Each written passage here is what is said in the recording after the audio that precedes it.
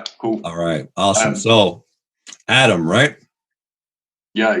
All right. Well, welcome, sir. Welcome to the Further Liberation Podcast. Thank you very much. It's an honor to have you. I've seen your stuff. I've looked at your website. I watched a couple of videos. It's very interesting. Basically, exactly what I've been looking for. I've even reached out to a couple people over the past couple of weeks who are a little bit more well known in like the New Earth type of community. And I've asked, do you know of any organizations that are trying to do this, trying to make this a reality by designing something or, similar to that of like the Venus Project? Are you familiar with them?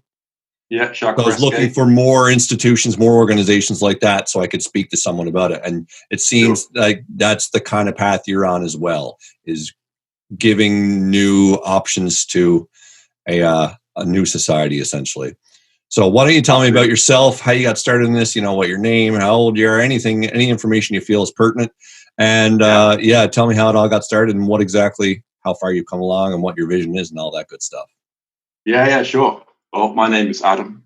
I'm 35. I come from the east coast of England, so Norfolk, quite quaint little town.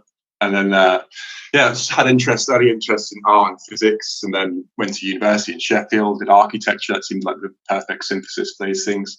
And I enjoyed, designing just interesting, thought-provoking projects. And then, it's quite a long game in architecture, so it's 7 years. I called it a day at 6 because that's really when the creativity stops and it becomes more about business-oriented stuff. I was like, okay, I need to. It's like, okay. I'm not surprised, honestly. But it was only really when I started working when I felt like I'd sort of been stitched up a little bit. I've been led down the garden path somehow, because really you're not really being very free with the sort of projects that you're getting when you're actually in a professional environment. It's all very much methodical. You're just kind of regurgitating old drawings, or it's just very much this sort of left brain approach where it's all just, there's not much room for the artistic creativity that was experience at uni. So through all of that, and then through the whole rat race situation, Monday to Friday, 9 till 6 minimum. That, unfortunately, in architecture, most of us are staying there sometimes all night. There's always deadlines. You finish a deadline, you go out and you get drunk, and then there's another deadline. And so eventually you ask yourself the question, like, what am I actually doing? Like, how am I contributing to society? In what way am I even doing that? Am I even helping people who even need help, etc.? So I'm asking these sorts of questions, and you just kind of realize that it's this hierarchical system, that really there's one millionaire developer behind it who's designing homes, and my personal passion is about housing, because that's effectively what can free us and liberate us, and to experience more abundance in the world. So going from that model, I just thought, how can we decentralize this approach to housing? So instead of one person being behind these housing projects, how can we actually now utilize social media to democratize the whole housing industry? So instead of one person having £1 million working for investment, how do we actually establish and crowdsource £1 million from 1 million people? So that incentive is totally shifted. And now it's a more humanitarian, benevolent approach that we could actually have with housing. So, that was really, it was my frustration, though, from having to work so kind of arduously for such a long period of time. I guess it was the most of my 20s. Monday blues, TGI Friday, and then before you know it, it's like the weekend just flashes by before your eyes, and you're just sat at a desk again, and it's just soul destroying. So I didn't fare too well with that.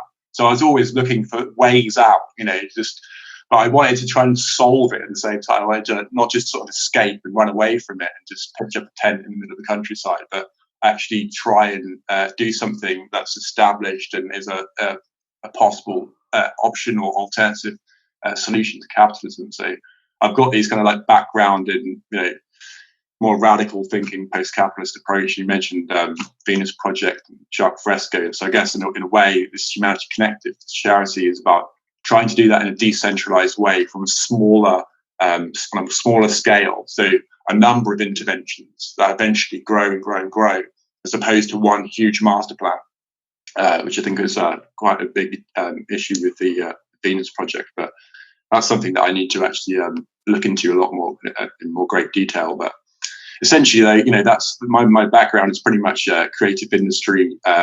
Marrying the kind of the physics-based approach with art, and just having a blank canvas, and architecture was the inevitable result from that, really. And yeah, I mean, along the way, I guess philosophically and aside from the social stuff, my head has been sort of just somewhere else. I've always just been imagining and visualizing things, and that led me to this explosive spiritual awakening about 5 years ago, which totally changed my life. People thought I had a mental breakdown. My mum wanted to lock me up and section me. Wow. So that was quite an interesting experience. And this really came out of the back of that as well. So prior to that, I mean, even though I was struggling in the work and stuff, I still was pretty much okay in the matrix, like especially in my sort of like teens and early 20s, everything was okay. Go to the shops, buy a new jacket, go out on that, Friday night or whatever, and I was all right. But I suppose over time, I just sort of began having these bigger thoughts, which led me to trying to discover the truth, if there is one. And after that moment, it was just a game changer for me. And this was really born out of that, this co-housing charity. But yeah, I mean, in a nutshell, that's really some of my background. Wow, man, that's quite a story. So how long did you say how long you've been doing this Humanity Connective? When did you start that? So really, I mean, so 2000, I think it was about September. I never remember the date when everything changed for me, but it was around October 2014. So from the back of that, I slowly had the ideas, and I got very enthusiastic and got very, oh my God, this is what we need to. But I sort of got hit by this wall of indifference and sort of like lack of interest in people, the general populace, which I didn't think was going to be quite as hard as I thought. So I was a bit naive in that way, but I've been sort of plodding along on my own, because it's just me trying to do this. There's no team behind me as yet. But it's been, I'd say 4 or 5 years, but it's been on and off, because I've been having to still work and make ends meet by going out and doing some freelance work, whether it's various different multidisciplinary creative in like lighting. I've been working lighting, landscape and architecture. So just to kind of like get by, I've been having to do that and dabble in with this. And then when I get my free time, I've been developing the website, and now I'm sort of trying to go with the Instagram approach and trying to sort of just raise awareness, in the most efficient way as possible. It's time consuming. So it's been a while, but I'm hoping things will really take off quite soon, because I do genuinely believe that it's an actual solution. Like, we hear a lot about treatments in these charities, these charitable approaches to poverty and inequality, etc. But they're still around. It's like poverty doesn't seem to be getting any better as such, and so and I feel that's because we don't actually yet have a basic right to exist on our own planet. We don't have a basic right to shelter, energy, food, and water. So we wake up and we have to earn and pay to be alive, and that just doesn't sit very well with me. It doesn't make much sense to me. So, I would agree. Those things really, but I mean, I guess you've kind of been speaking to people along the similar lines about how we can liberate ourselves, how we can, like you say, create a new earth, how we can raise human consciousness. That's really what it's all about, right? Absolutely. So that makes me wonder, I'm curious if you'd like to share. I'd love to hear about that spiritual awakening type of experience you had, because I'm after having a few people on here that have had similar experiences, and they're always very interesting stories. Yeah, it's a fascinating it's just a fascinating thing. It's hard to actually communicate, but I know what you mean. I was watching a video by a scientist who's come up with this new theory called biocentrism. His name is Robert Lanza, an American biologist. And I got the book on the back. I saw a presentation from him, and it wasn't really related. He was just saying some metaphysical things, basic things like grass is only green when you look at it. The sky is only blue because of an internal condition, and the sky could be red. You could do some genetic engineering, and I just instantaneously it just all popped for me. That was my trigger. That was my moment. So I was just lying on my bed and I was like, oh my God. And, I just was just totally thrown by it. I didn't quite go to full on Neo mode in the Matrix where he vomits everything. But I ran around like trying to tell my housemates, and they just thought I was like just totally nuts. I suppose like as an analogy that I like to use for it is kind of like a balloon. Like you draw a face on a balloon. It's like this little balloon going about its business, and then one day, it thinks it's the contents of the balloon, and you just pop it, and it's gone. And it's like your whole sense of self has just been evaporated. Right. It was like that, and it was blissful to begin with. And I suppose there's a whole assimilation process. Another analogy could be that of like a dam. If you imagine like the Hoover Dam, and you're on a boat on the lower level of the waters, and it just cracks and just breaks open, and all these high waters come in, and you're trying to assimilate, you're trying to process what's happening, but you just have no idea. I mean, I didn't know what it was when it first happened to me. So this is a whole process that takes a certain amount of time to adjust to this high consciousness. I guess parts of your brain are actually being activated in the neocortex or the prefrontal lobes, or whatever term you want to use.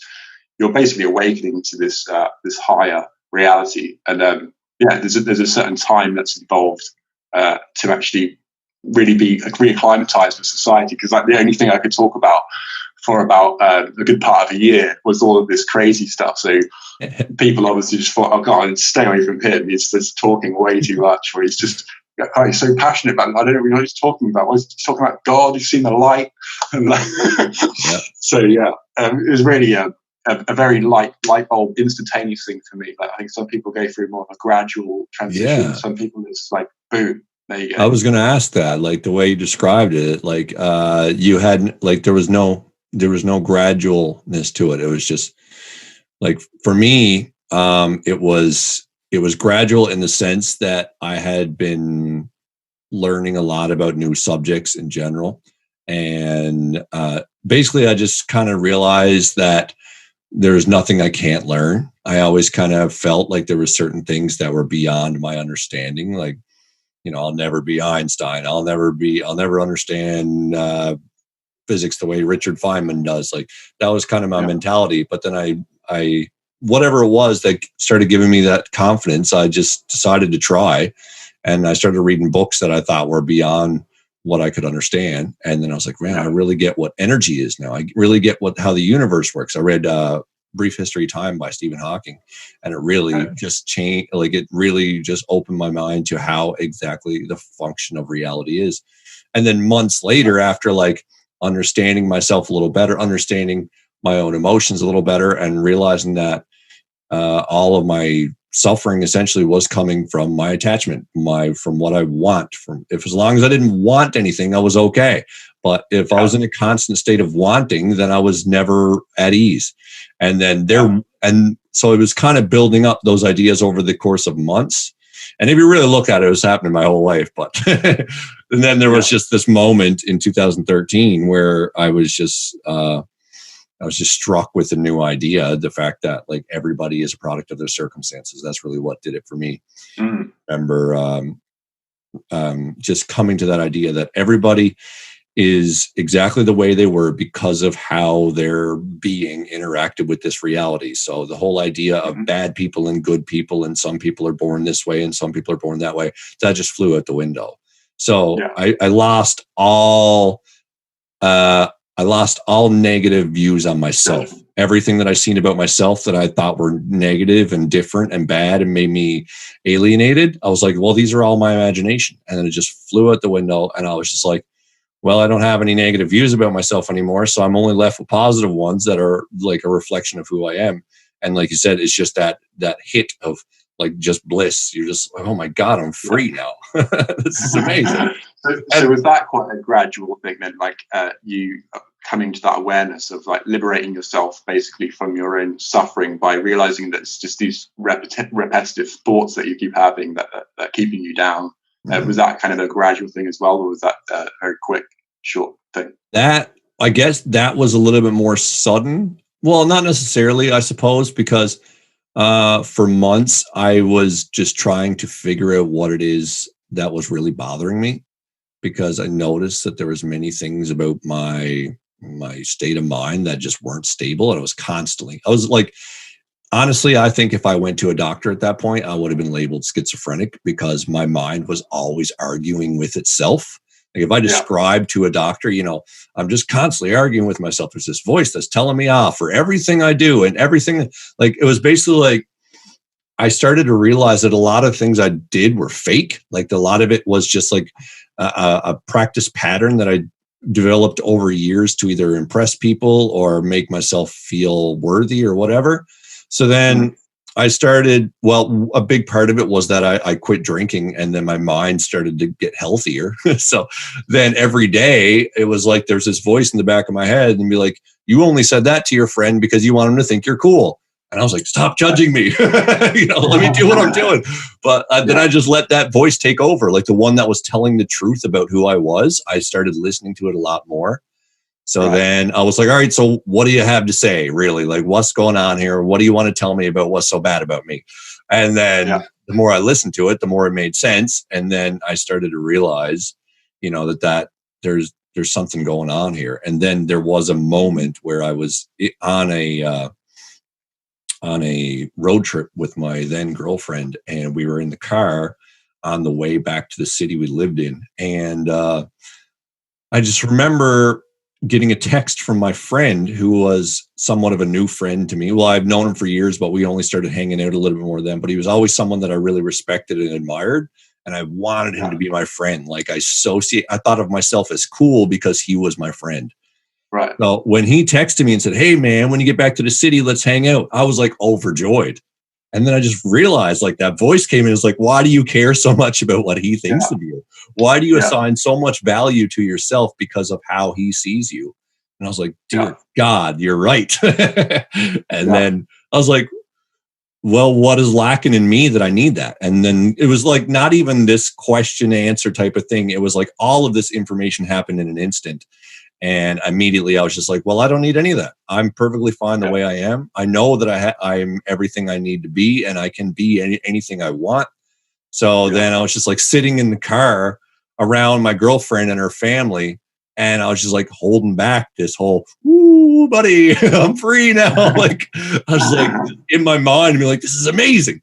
But I didn't speak up because like, that was one of the reasons why I ended up ending that relationship, is because my girlfriend and I never spoke about deep things like that. I would want to watch Star Trek and she'd want to watch like Keeping Up with the Kardashians or something like that. I'd want to talk about space and time and she'd want to talk about purses and hair.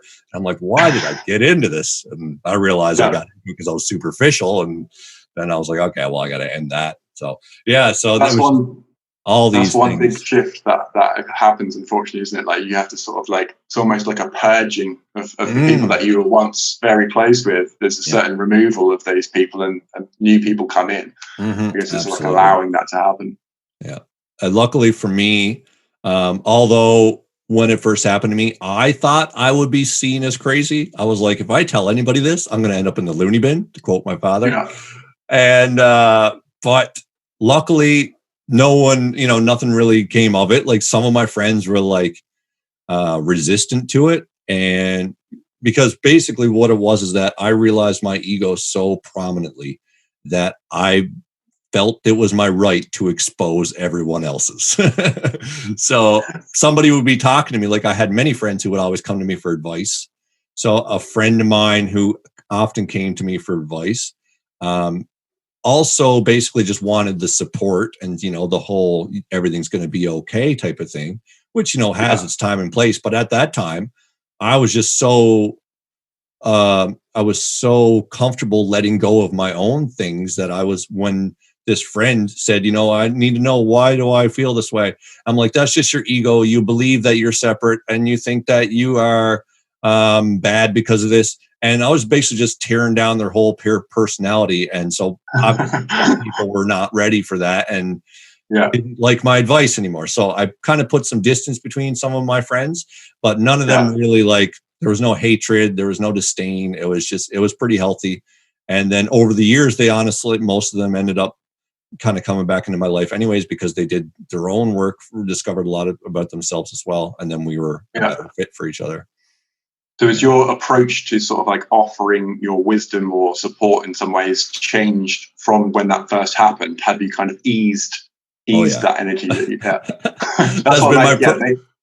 That's been my practice for the past 7 years, man, is trying to say what I know in a way that actually induces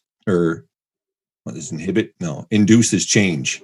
Like I don't want to shake people awake and slap them and be like, get the hell up. We got work to do, because some people will be like, no, leave me alone. I want to go back to bed. That hurts when you slap me, so my whole ethos is a balance between truth and love. Like, that's the way I see everything.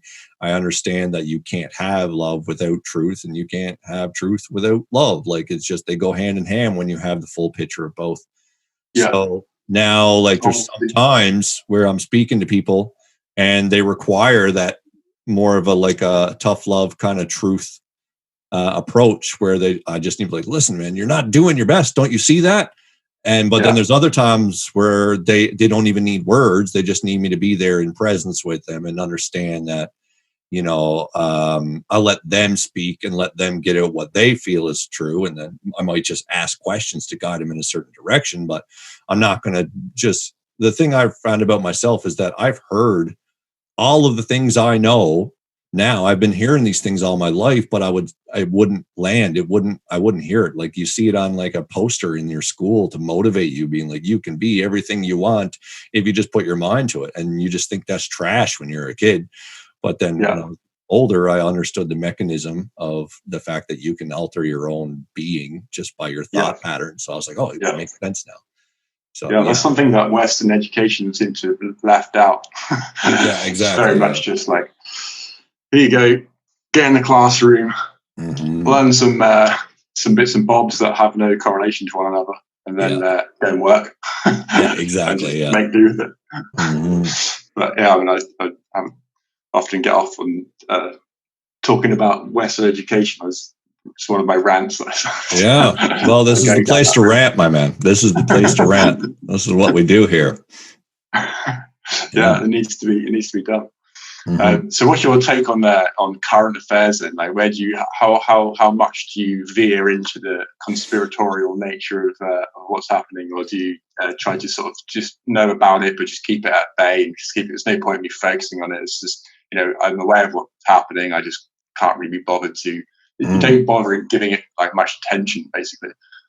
I'd say there's a good balance of both there. I don't put a lot of time and attention into it. When the lockdown first happened, I was when it first happened, I was like, this is nothing. This will blow over, just like every other virus we've ever had, kind of thing.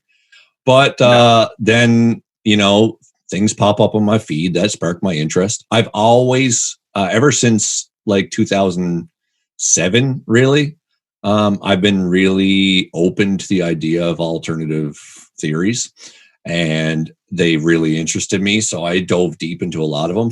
A lot of them make sense to me. There's some that are a little bit beyond, not necessarily beyond my understanding, but just when I really consider them, they just still don't make sense to me. For one, when this happened, I automatically suspected there's some plan behind it. Like, that's just my natural inclination because of everything I've learned about the institutions that govern us over the past 10 years. There's always some agenda. It's never just like, oh my God, this happened to us. Somebody is, even if it was a mistake for this virus to get out, there's somebody who is taking this and using it to their advantage. Like, that was my mentality. So I still believe that on some level. And I still, basically how I determine it, how I discern what's right and true, is that like the people who are telling me that this is all a plan and that this is all part of moving into some new world one system where there's no fiat currency, there's everything that is just going to implement more control. Those people, I don't know if everything they say is true. I don't fact check everything they say. I'm not too concerned about, honestly, what is the absolute truth when it comes to details. But those people that say that are often also spreading the message that I know of, and that is that we are all eternal electromagnetic beings that operate in this field temporarily, and we have the power to create absolutely anything we want. And the reason why there's this plan is to keep us from realizing that. I was like, well, that's true. That I know. So, like, just to give you an example, like I've watched, I'm sure you're probably familiar with them too. I've watched the last 3 interviews on London Real with David Icke. And I don't know if everything he says is accurate. Again, I haven't looked into it. But the fact that he ends every podcast with, you know, we have the power to overcome, we have the power to take care of everybody on this earth. That's a truth that I know of. So he's spouting that truth, and he's trying to empower people. So it makes me more inclined to believe him. And just my general discernment of when people are lying, I don't sense much from him. He may be wrong. His research may be flawed, but I find that his intention is true. And I found I've gotten really good with that in general. Back in 2013, when I had this awakening experience, I was also watching a lot of the show Lie to Me. Have you ever watched that? No, actually, not had that one. Definitely recommend that. It used to be on Netflix. I don't think it is anymore. But it's based on a doctor who is basically like a lying expert. His name is Dr. Paul Ekman, and he had his own business. I think in the early 2000s, perhaps, and maybe late 90s. And he used to work for. Well, you're frozen. Your image is frozen. Can you still hear me? Yeah, you cut off a minute ago. I think it's frozen, and I can still hear you there. Oh, no, you're back. Okay, great. Yeah, so this Paul Ekman character, what he did, he used to do a lot of freelance work for like, the FBI, the CIA. They would hire him to find out if people were lying. And I learned a lot from that show in general. And then I read his book as well. And it talks about how to detect when someone's lying, all the little tells they give. So, when I watch people like David Icke, I don't sense any of that deceit. I just sense passion. Yes. He may be misinformed, like I said, but again, I don't think he's trying to fool me. But then when I watch someone like Bill Gates, I'm like, this dude is lying through his teeth. And maybe my bias influencing me, I don't know for sure. But, when I look in the whole grand scheme of things, to me, it seems that, yes, there definitely is a plan to keep us numb, to keep us dumb, to keep us not asking questions so we can perpetuate this system that doesn't serve everyone. So those at the top can maintain their lavish lifestyle and keep their addictions going till the day they die. That's the way I see it. I'm curious how you feel about it as well. Yeah, it's in terms of I've also seen the David Icke interviews, and he's someone that I sort of followed for a couple of years now, I guess, since I had my awakening. And because he had such an explosive awakening himself, like you can see that it gives him a different perspective or a higher vantage point. And so, like you say, like it doesn't necessarily mean that you kind of like believe everything that he's saying, but you just kind of understand that he's coming at a different angle. And when you start going veering off and corroborates with other information and stuff, it's the jigsaw puzzle starts to like be synthesized, starts to like build up more of a kind of base of knowledge, which gives it validity. But I've been one, I started researching and looking into it. Can you still hear me, by the way? Yeah, your video is choppy, but your audio is fine. Your video is frozen, but it's okay. All right, should be. It's one of those things that I sort of started. As soon as this started happening, I realized, okay, this isn't going to be.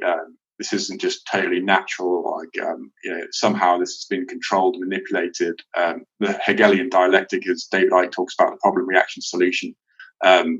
So much to be gained, like he mentions, from this pandemic hoax, which I subscribe to that notion that is a hoax. And I don't actually even believe that there is, even though I know that they've actually produced, or checking out some of the Nature journals, etc., they've actually manufactured a virus.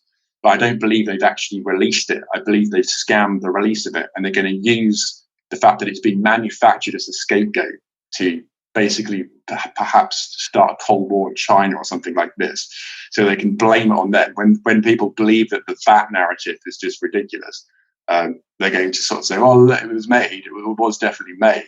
But I don't believe that they actually released it. And even if they did, I don't think there's been really in history a viral pandemic of this nature. And I don't know if you're familiar with Andrew Kaufman. I think David Icke might have mentioned him. Yes. The scientist. Yeah. I've watched some of his videos, and he goes through, like the Koch postulates, and he goes through the process and the RT-PCR test, and how this is totally the whole system, the whole way of diagnosing COVID-19 is fundamentally flawed. And with that test, there's no scientific evidence that there even is a virus, a new deadly virus, so to speak.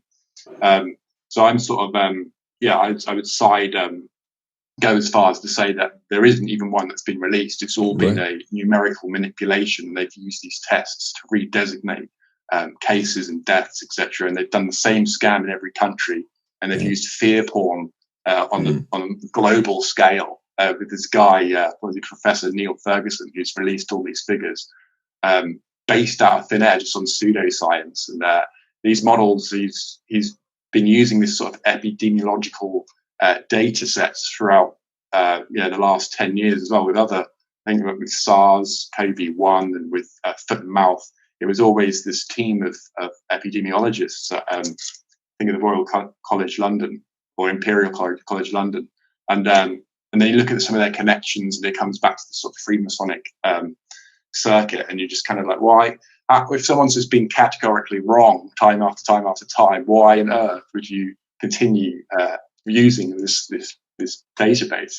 I think the whole thing, as soon as you begin questioning the narrative, is the moment it begins to fall apart, because it simply doesn't stand up. And I think that's why they've actually started censoring people who are speaking up, and not just like kook conspiracy theorists, actually respectable scientists and medics, doctors. These people are being silenced routinely. And anyone that speaks out over here in Britain, anyone that sort of talks about 5G in connection with COVID-19 is sanctioned and effectively silenced in that way. You'll know as well, like the Brian Rose guy behind London Field, he's had his platform removed as well. So it just seems like there's this way too much, but unfortunately most people are still in this sort of consensus trance where they just don't question. They can't possibly believe that authority is lying to them. So they don't even begin to go down that path. And if you do go down that path, you're immediately attacked. And so I've had this experience, like even on my Instagram post, I was like in a situation where, because I don't really particularly like confrontation and these like fierce oppositional debates, I don't particularly fare too well with that. But I felt like, I feel like I know that this is a scam, this is a hoax. I have some sort of responsibility to share this information, but I really didn't want to engage in the kind of like hatred and the hate mail that I was going to get back. So I just decided to stop, reading comments and things like that, and just putting the information out there just to see, just simply just give people the option to read it, and they can make of it what they will, as opposed to sort of telling people, this and that. Just here's the information. That's all I can really do.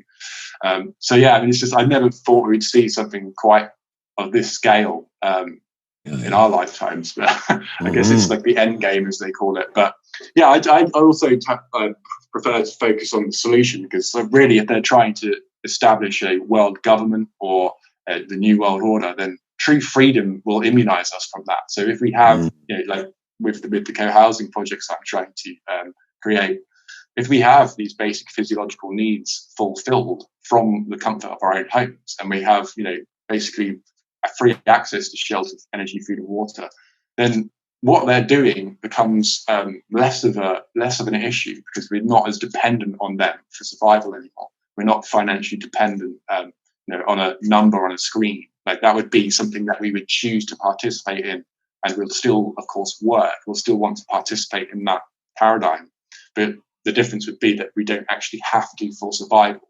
So I think that was the kind of important switch that I was trying to create, and hope to kind of like get moving at some point soon.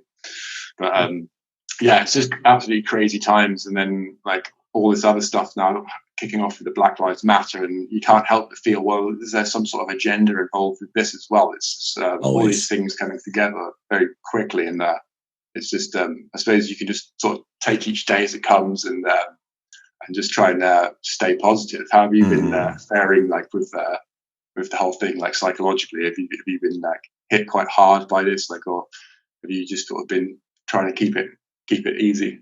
Honestly, psychologically, it hasn't really affected me because Mm. obviously there's a lot of injustice going on right now. But I've always been aware that there's messed up things going on all around the world all the time. Yeah. So I think what's happening is necessary in many ways. But like you said, there's probably still somebody that is trying to benefit from this agenda. I've heard theories that there are certain billionaires that fund Black Lives Matter and for the reason of creating that civil unrest. So they could justify martial law and other things like that. Yeah. So, and I've also heard people say that the whole thing was planned and that well, I don't know. I haven't looked deeply into this one, but this is just a theory that I seen pop up on my feed one day that George Floyd was even part of it in some way. And that's an interesting one. I'd like to know more about that. But even so, the whole thing, of course, is necessary that people understand that there's an injustice going on and that the part of the institution is that we are treating certain people better than others, and so certain people have more advantages than others. But it also seems that they are really trying to push that whole narrative. Like, obviously, it clearly exists anyways, but they're trying to really make it known so they can cause that divide between us. I think their intention is to cause some sort of unrest between different races, but as I've seen many times now, it's not necessarily like between blacks and whites. It's more one person described it as it's between racists and non-racists, essentially. and then there's also the idea that it's between classes. It's more so about the ultra rich against everyone else, but they're trying to steer us away from that idea that it's not that we have whites to blame. It's that we have rich whites and probably rich blacks and rich Asians and rich Jews and all kinds of different people that are the multi-billionaires that are controlling this world. Those are the people that we should be shining a light on more than anything. And so I think a lot of this is to steer us away from that. And where it's such a touchy subject, where it's such a hot button, if you don't support the movement, then you are, like you said, you are absolutely torn apart. So I think that's part of it as well, because basically there's points now where I feel as if people were to go out and protest for other reasons, then the Black Lives Matter movement might be like, you don't get to protest now. This is not your issue now. We need to focus on this. This is what matters the most right now. So I feel like we should be protesting all over the world for 1,000 different issues. But by making it about race and making it such a hot button issue, if you start to protest about anything else but race, then you're going to be seen as racist. So I think that's part of their plan as well, to keep us from actually rising up for different reasons. But psychologically, it doesn't really affect me because, like I said, before COVID, before the riots, whatever, before all that, at any given moment, you could know that there's slavery going on in the world. You could know that there's concentration camps. You could know that there's sex trafficking and child trafficking. That was always going on anyways. So the whole idea that there's this race imbalance in the world, it doesn't really shake me to my core because I've always known that. And I've always known that there's things that are just as bad or worse in many ways. So, it's now, to me, honestly, this is an exciting time to me because all this is coming to the light. It's not like the world, like I've seen someone say, it's not the world is getting worse. It's where the veil is being lifted and we're seeing how bad it's always been. So I'm glad that people are waking up and seeing how terrible it is. I'm glad that people are in the streets and fighting for change because it's necessary. And, like the powers that be are trying to steer it in a certain way and they're doing their best. But as you said, they can't win. The love and the truth is far more powerful than the fear. So I think it's inevitable that, during this transition, there's going to be some turmoil and things are going to look like they're the craziest they've ever been. But sometimes that's necessary for us to make the biggest change. In order for us to realize we need to change, we need to see something absolutely horrid. People need to be shaken awake in that sense. They need to understand that, you know, you're not going to want to change the world until you find out that the people who are controlling it are, you know, running a child sex ring. Then you'll start to be like, okay, well, maybe I don't want these people in power anymore. But if they just lie every now and then and maybe try to get some votes, if you think they're corrupt in the small ways that they use money to support their campaign and that they'll lie on stage and make promises, then you'll just pass it off as that's just how politicians are. And you'll think that's just part of the system and there's nothing you can do to change that. And that's human nature. But when you find out that the people in power are literally trafficking children, again, I don't know if this is accurate, but this is one of the main conspiracy theories, which seems accurate to me, honestly, with the research I've done. And when you find that out, then you're disgusted. And when you're shaken to the core like that, and you're so disgusted, you're ready to be like, okay, things got to change now. So I'm glad this is all coming out. Honestly. Yeah, it needs to come out, doesn't it? And it's fascinating, living through this time, because I think, and it's actually Ike who's mentioned this as well, that, you know, people are waking up, but at the same time, people are going further into the coma. And most of my friends around me are unfortunately going further into the coma. So they just simply and so I might demonstrate this sort of information and just test the water with them and just, you know, say this and that. And it just comes to the point where they just simply don't want it to be real. So it's not like they rationally, they can understand the whole thing, but they just simply metaphysically, it's like something going on where it's like their souls has decided that they don't want to awaken to this at this point. So they will just live out their soul path to perhaps a point further down the line where maybe eventually they'll awaken to this, or perhaps they never will. So it's just fascinating to see how much in denial and cognitive dissonance is really but it's a difficult thing to waken up to. It's like the establishment is a paedophile ring. Hang on a minute, what? It's like, oh my gosh. Exactly. It's hard things to calibrate. It really is. It's totally understandable why people are in denial about this. It makes total sense, man, because when you first hear about this, it blows your friggin' mind. The only reason why I was basically acclimatized to those types of ideas is because when I was really young, I was disillusioned by all power. I was disillusioned by everybody I looked up to.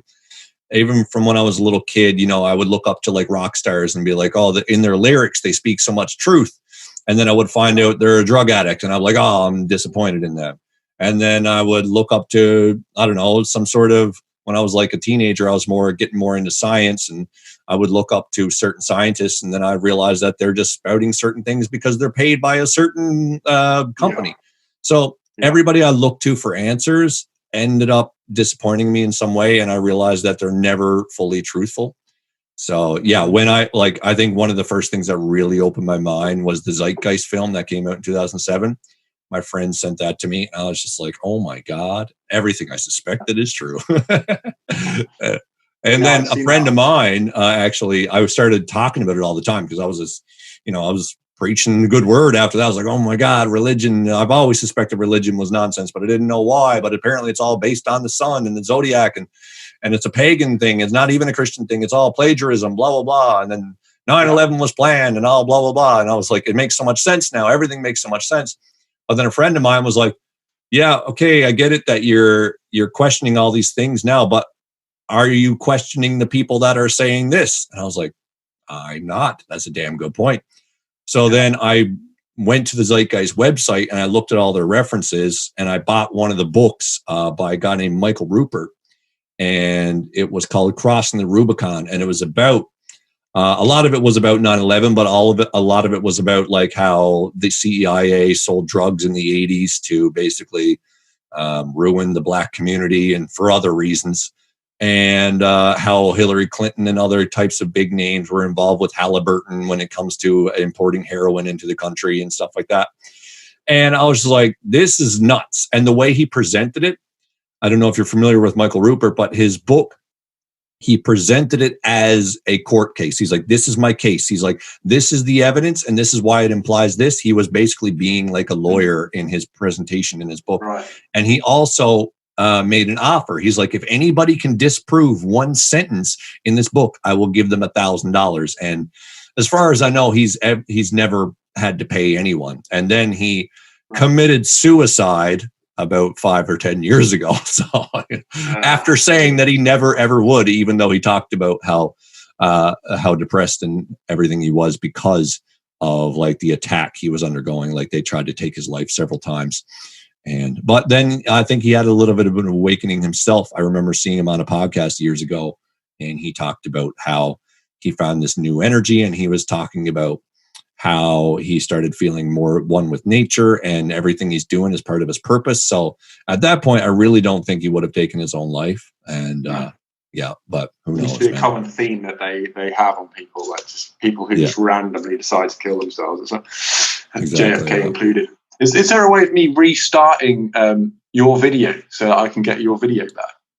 Maybe I can even try the Wi-Fi, but we'll just leave it for now then. Sure. But yeah, I mean, hopefully all of this craziness will, I fear that it might not end so soon. Like, I mean, Bill Gates has called this pandemic 1. Yeah, so exactly. Quite ominous.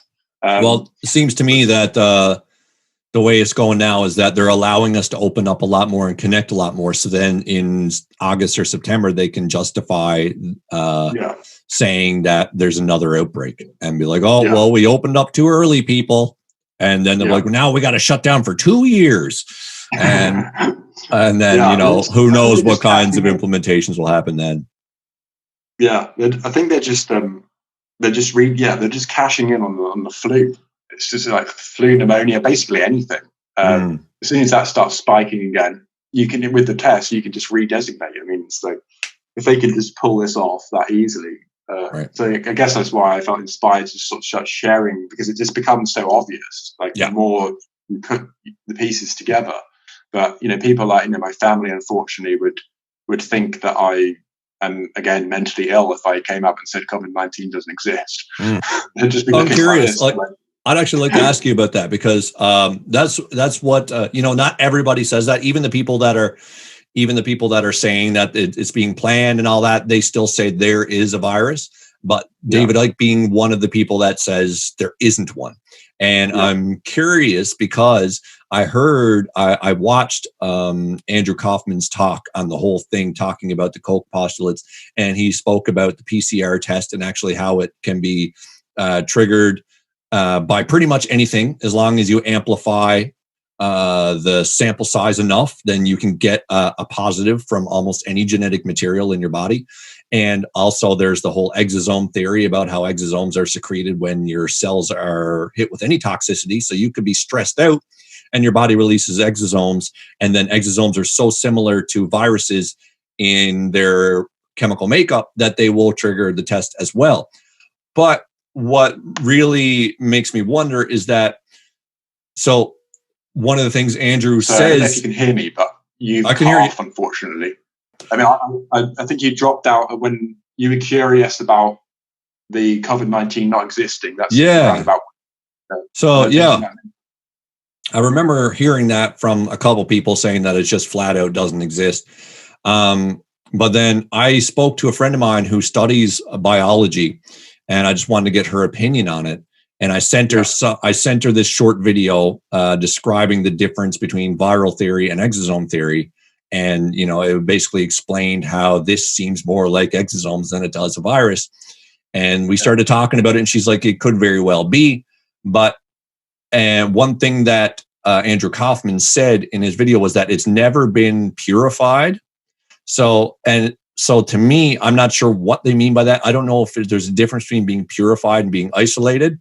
So I was curious, like, if it has actually ever been isolated, because in order to really understand the virus itself, you need to isolate it so you can look at it as a singular thing and then study it. But so I don't know if purified means isolated, but he said it's never been purified, so we don't even know if the virus exists. But then my friend who I spoke to, she said that there's an actual genetic sequence for it. They sequence the DNA. So I'm like, well, if it's never been purified, if it's never been isolated, then how did they get that sequence for DNA? So I'm curious if you've ever heard that and if you've looked into it yourself. Yeah. So I think that SARS-CoV-1 and SARS-CoV-2 exist. I think they've been manufactured, and there's lots of documentation about how they've performed gain of function studies in that University of North Carolina, Chapel Hill. where Xi Zhengli, which is the Chinese Batwoman, she was involved in that team. And they've created SARS-CoV-2 using all sorts of splicing different. They used like a backbone of SARS-CoV-1, the original one from 2003. Right. They spliced up with a new coronavirus, SHC-014, I think is the name for it. And then she has then gone over to the Wuhan Institute of Virology, and she's basically facilitated or employed what she learned in that university, and she's been funded again from the US government. So the US government has actually funded the Chinese Institute of Virology. So like just how Ike's saying, it's like, forget about this idea of these different countries. It's a global cult. Like they don't see these borders. They don't care about these borders. They want that Chinese model is effectively the blueprint. So they've funded that and they've created that. But as I touched on earlier, I think they've done that to basically cement a scapegoat, which is to say that China has created this. We have proof, and Donald Trump has already said, we have proof that China has created this virus. But of course, we have to differentiate between SARS-CoV-2 and COVID-19, because COVID-19 is the infectious disease that's supposedly caused by the virus of SARS-CoV-2. So that one exists, but as you're saying about the COVID-19, it hasn't fulfilled the Koch postulates, the four postulates, where it's like, I think he's basically saying the same thing, isolating or purifying. That process hasn't been completed ever for a virus. And I think that's because our whole understanding and conception of viruses is flawed. And I think they've been using this for a long time. So when we have these viruses come out and these outbreaks, they've been sort of sowing the seeds that humans are diseased. You need to stay away from humans because it supports this narrative of the lockdowns. And they've been trying to get this into the collective psyche for a long time. But one thing that Rudolf Steiner, I think he was Austrian philosopher, when he was asked about what a virus is after the Spanish flu in 1916 and 1918, where they first started radio waves. And there's a whole history. I think you probably heard of David Icke mentioning that as well. Every time there is a viral outbreak, there is also this technology release. So in 1916, we had the radio waves, we had Spanish flu. In 2003, we had SARS outbreak, and we also had 3G technology. And then in 2009, we had swine flu, we had 4G technology, and now today in 2020, we have 5G and we have this going on. Wow. So it seems like, well, that's a very strange correlation that's going on there. And I think they're trying to skirt responsibility from what's happening. They don't want their technology to be culpable for the effects that it has. Like if you increase the vibratory field that we're all surrounded by, and he is, of course, talking about the fact that we are electromagnetic organisms. So if you change the frequency of our environment and you increase it and amplify it or throw it out of balance in some way, then understandably there would be some sort of adverse radiation or some sort of adverse biological effect that it would have. So what Rudolf Steiner was saying, just simply in one statement, he says, a virus is simply the excretion of a toxic cell. So as opposed to it being this pathogen that's floating around outside and attacking human beings, they've sort of almost tried to personify these viruses like they do for bacterial infections and fungi and parasitic infections. These things can actually live autonomously and independently of organisms. They're effectively alive, whereas viruses aren't. They need a host to survive. So really what it alludes to is like to what extent can a virus pass from host to host? And that's one thing that Andrew Kaufman's trying to confirm, because he's saying it's never been proven that a virus can effectively is communicable, as they call it, or transmissible. That there's more at play here, and it's not. So I think there's always a balance at play. I think to a certain extent, let's just take the common cold, for example. If you are at work and you're sitting opposite someone who's sneezing all day, the chances are, if there's two kind of variables involved. So really, it's like the statement that the virus itself is not objective. Like the infectiousness of something isn't objective. So you can't just say there is a new deadly virus, and if you get it, it's going to have these effects, because everybody has different immunity. Everyone is receiving different amounts of viral load. So like if someone's constantly bombarding you with sneezes and coughs all day, then understandably you're in quite a dangerous environment, and ideally that person wouldn't be at work. But similarly, if you have a raw vegan diet or you have a really fresh diet, you're immunizing yourself without any vaccine. So the idea really is like, even if this virus was released in this seafood market, or it started there. Damn, you're gone again. Blah, blah, blah. And then before you know it, the whole world's locked down. But I would say, how easy is it for a virus to be transmissible? Like, firstly, like they're saying it's airborne. So that's, in a way, that's a sort of psychological manipulation, because it makes you think that it's just almost everywhere. You know, like wherever you go, like the air that you breathe. But really, they're just saying respiratory droplets. So from a sneeze and a cough. And how often does someone sneeze and cough at you, like directly at you? Not that it doesn't happen, but to what extent can this single source become a pandemic? So like, I think when we look through history and we see these other pandemics, like the Black Death or the plague or the cholera outbreaks, these things are bacterial pandemics. So there can be innumerable patient zeros, so to speak. So this could start on a vast area instantaneously, whereas they're saying is coming from a single source, and it's somehow being transmissible throughout all these people. And before you know it, just a couple of months later, supposedly it's just in every nook and cranny, in every street corner. And so I think that that's where the psychological operation is, where they're saying you're asymptomatic. And if you're asymptomatic, then you don't possess the symptoms that are transmitting it, which is sneezing and coughing. Right. So, you know, to lock down the whole population, I'm open to the idea of it actually being like a virus, and I'm open to the idea of this, but the measures that have been taken are totally insane. And a lot of doctors and scientists are coming out just confirming, you know, their opinion on this as well. And it's just a bizarre thing that's happened. But I think it's also coming from an old school model of Louis Pasteur and his whole germ theory. And we sort of ditched. There was a whole thing with Louis Pasteur's germ model versus Antoine Béchamp's terrain model, I think, which is the difference between these two is that disease originates from within the body, from your own microorganisms. This is what the terrain model is implying, whereas the germ model is implying that all disease emanates from outside sources. So again, I don't feel like it's black and white. I think it's like both can operate, but it depends on what we're talking about. Are we talking about bacteria? Are we talking about viruses? Are we talking about fungi? Well, you know, what's the situation? But with viruses, I think it's the terrain model. I think this is coming from the toxicity of your system that's inducing these exosomes. And these exosomes are then flagged by this RT-PCR test as being positive. And we all have COVID DNA most of the time, or most of us do most of the time. So if I could just be punched in the face, and that would induce exosomes. I could fall down the stairs. Or I have asthma.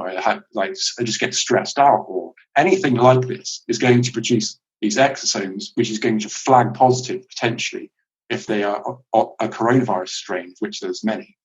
And that's how they've effectively ran this psyop, is by using the test primarily, and also through this asymptomatic kind of approach that they've gone for, where it's like, well, if you all got it, then just screw it.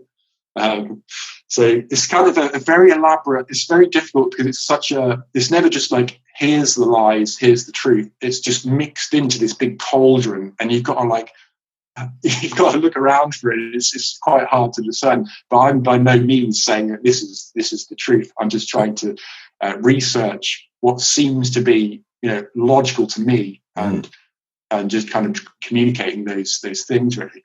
But I guess this will unravel over time, and hopefully we'll make sure that at least we never have another global lockdown in this way.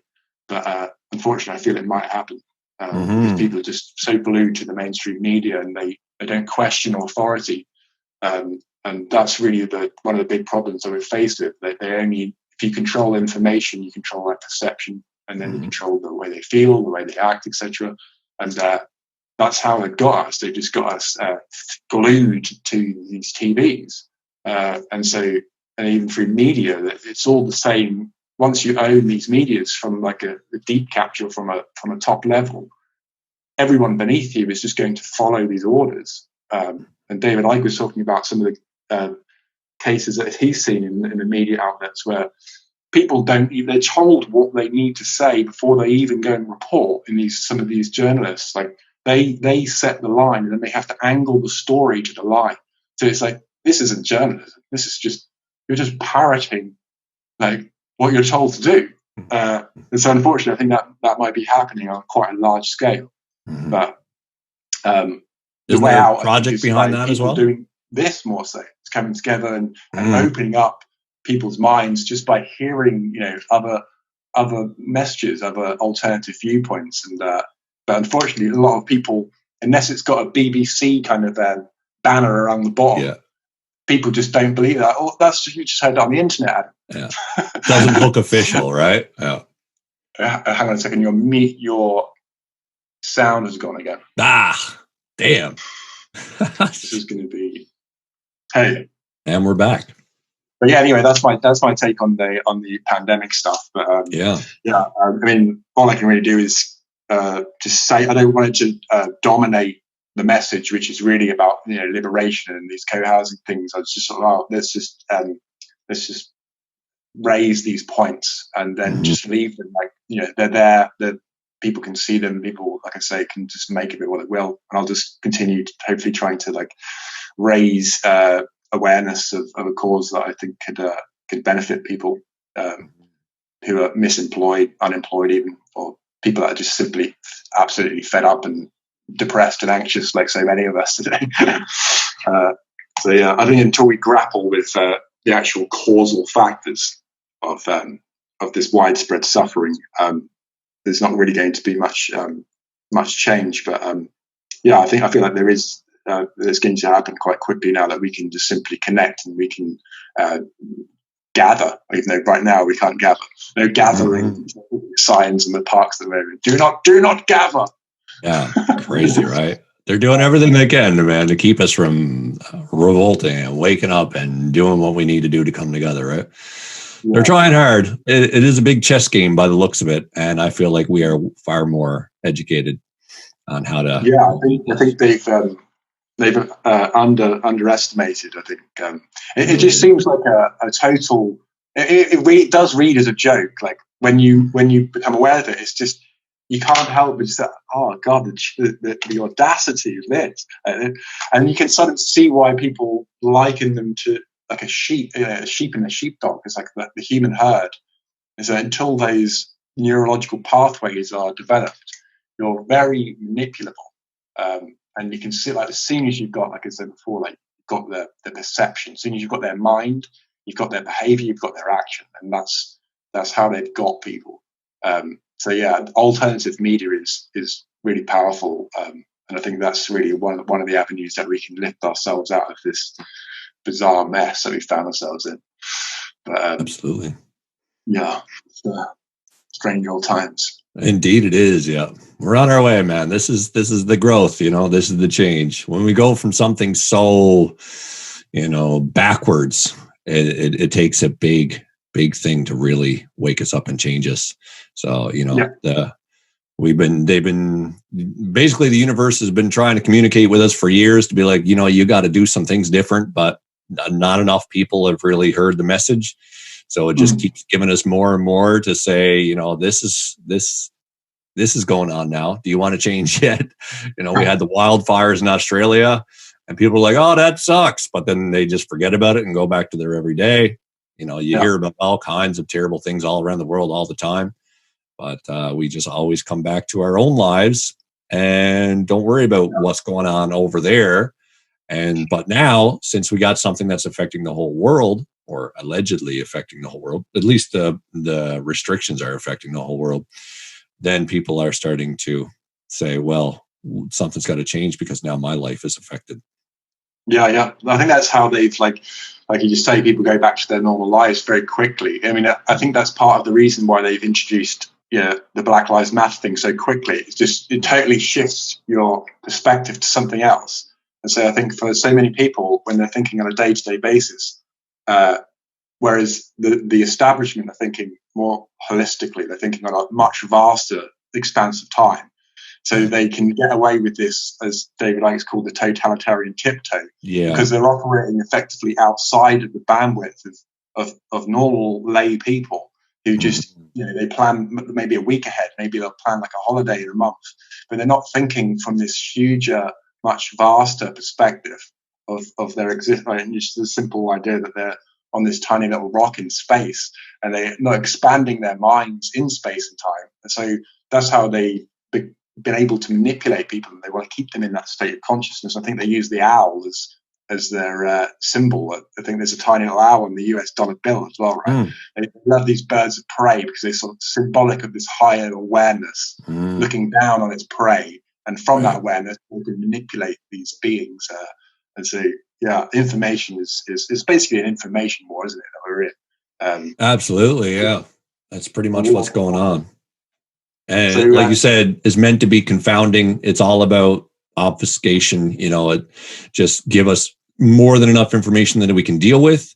Then we don't know how to interpret it. And also there's a lot of misinformation as well. So not only are there some like crazy conspiracy theories out there that are true, then there's a bunch of other ones that they create just to make it seem like every conspiracy theory is bollocks, essentially.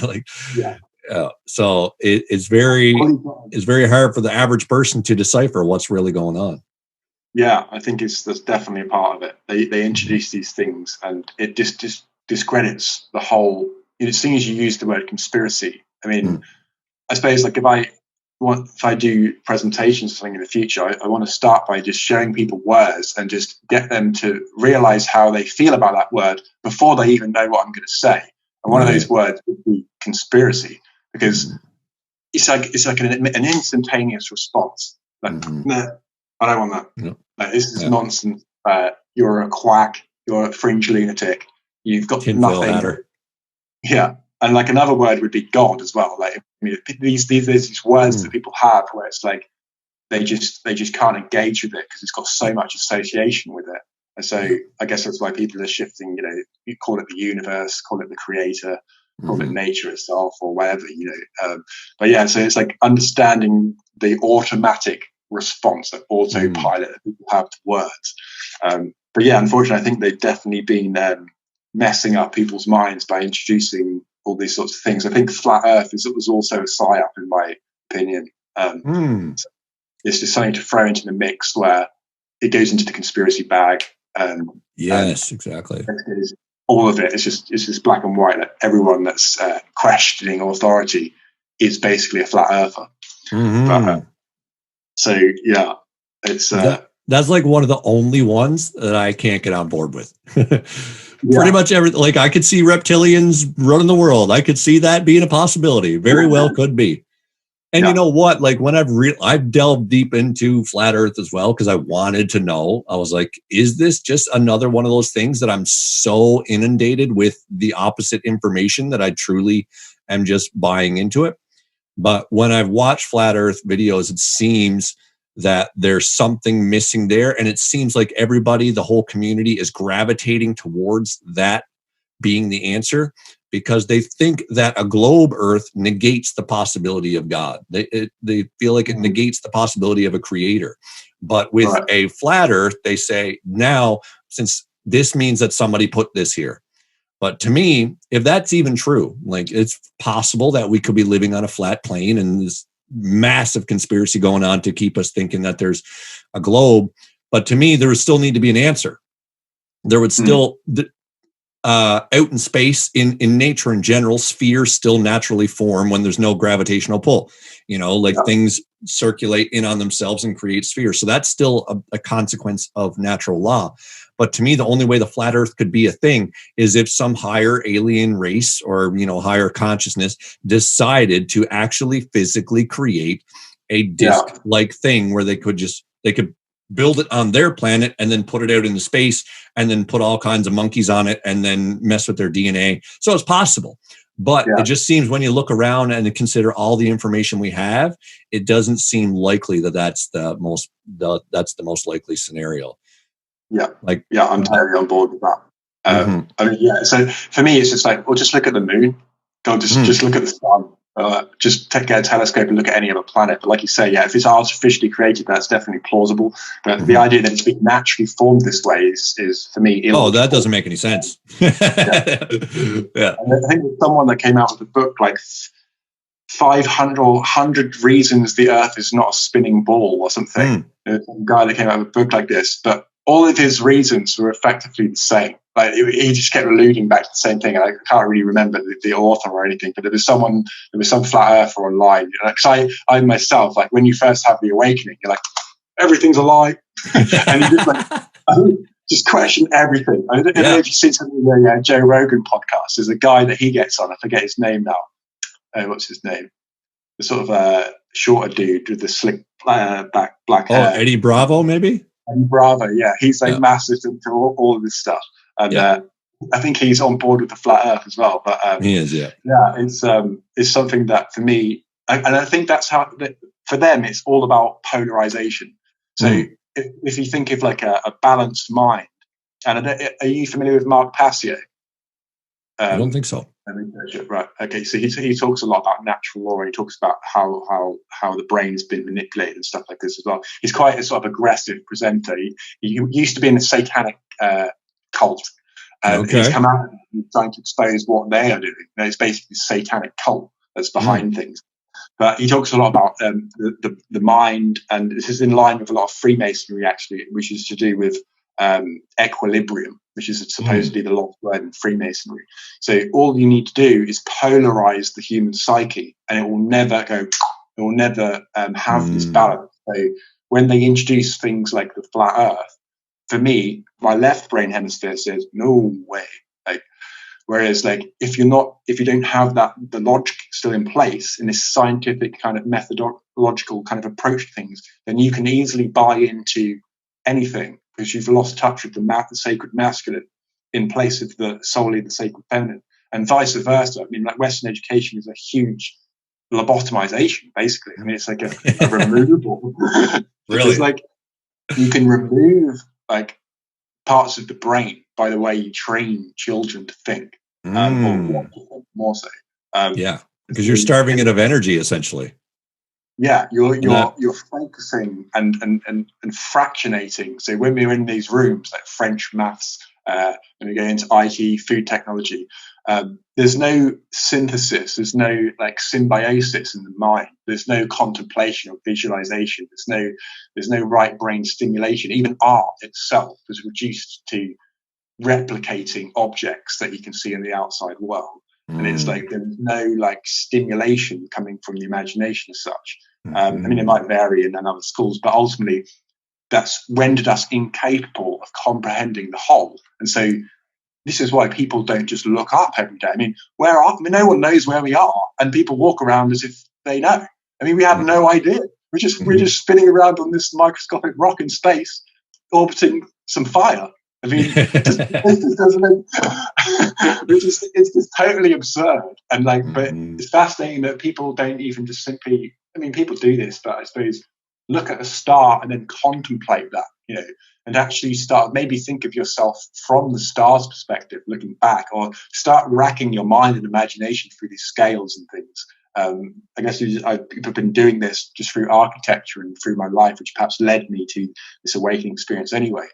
But it seems to me that Western education, as we call it, or Western indoctrination, is probably more accurate, is basically set you up for a lifetime sentence of slavery, or psychological slavery, where you don't even realize that you're enslaved. You think that you're free. You live your life as if you are, and it's like your walls are invisible. It's like chains of gold, as people have said.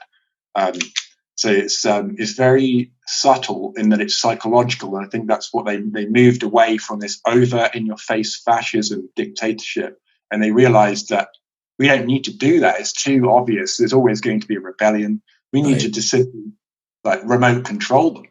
And so They just remote controlled people by this mass media hypnosis, and it's far more effective than getting the guns out and just revealing yourself. Hey, I'm here. Like, you're going to get shot down. It's going to be the end of your reign. So it's very clever and evil genius that they're really engaged in, and it's just so unbelievable. Like I say, that it's just, it can only really be stimulated from within. So it's like, I think I had to learn that the hard way. There's nothing that I can say to people to make them realize this. There has to be born from within themselves. This curiosity has to be born from within them, and then they might start going down the rabbit hole. But there's really nothing I can say. I suppose there is stuff I can say, float ideas, and maybe eventually they'll be interested in engaging with it. But I guess like I say, with the assimilating the waters from the dam analogy, that process, that you become quite a sort of you're so confused that you become a sort of like fanatical maniac, where you're just like, oh my God, there's no separation, like I'm not even alive. Like, you just know what to say. It's just nuts. But yeah, I mean, it's a difficult thing to process, this whole death experience that people go through.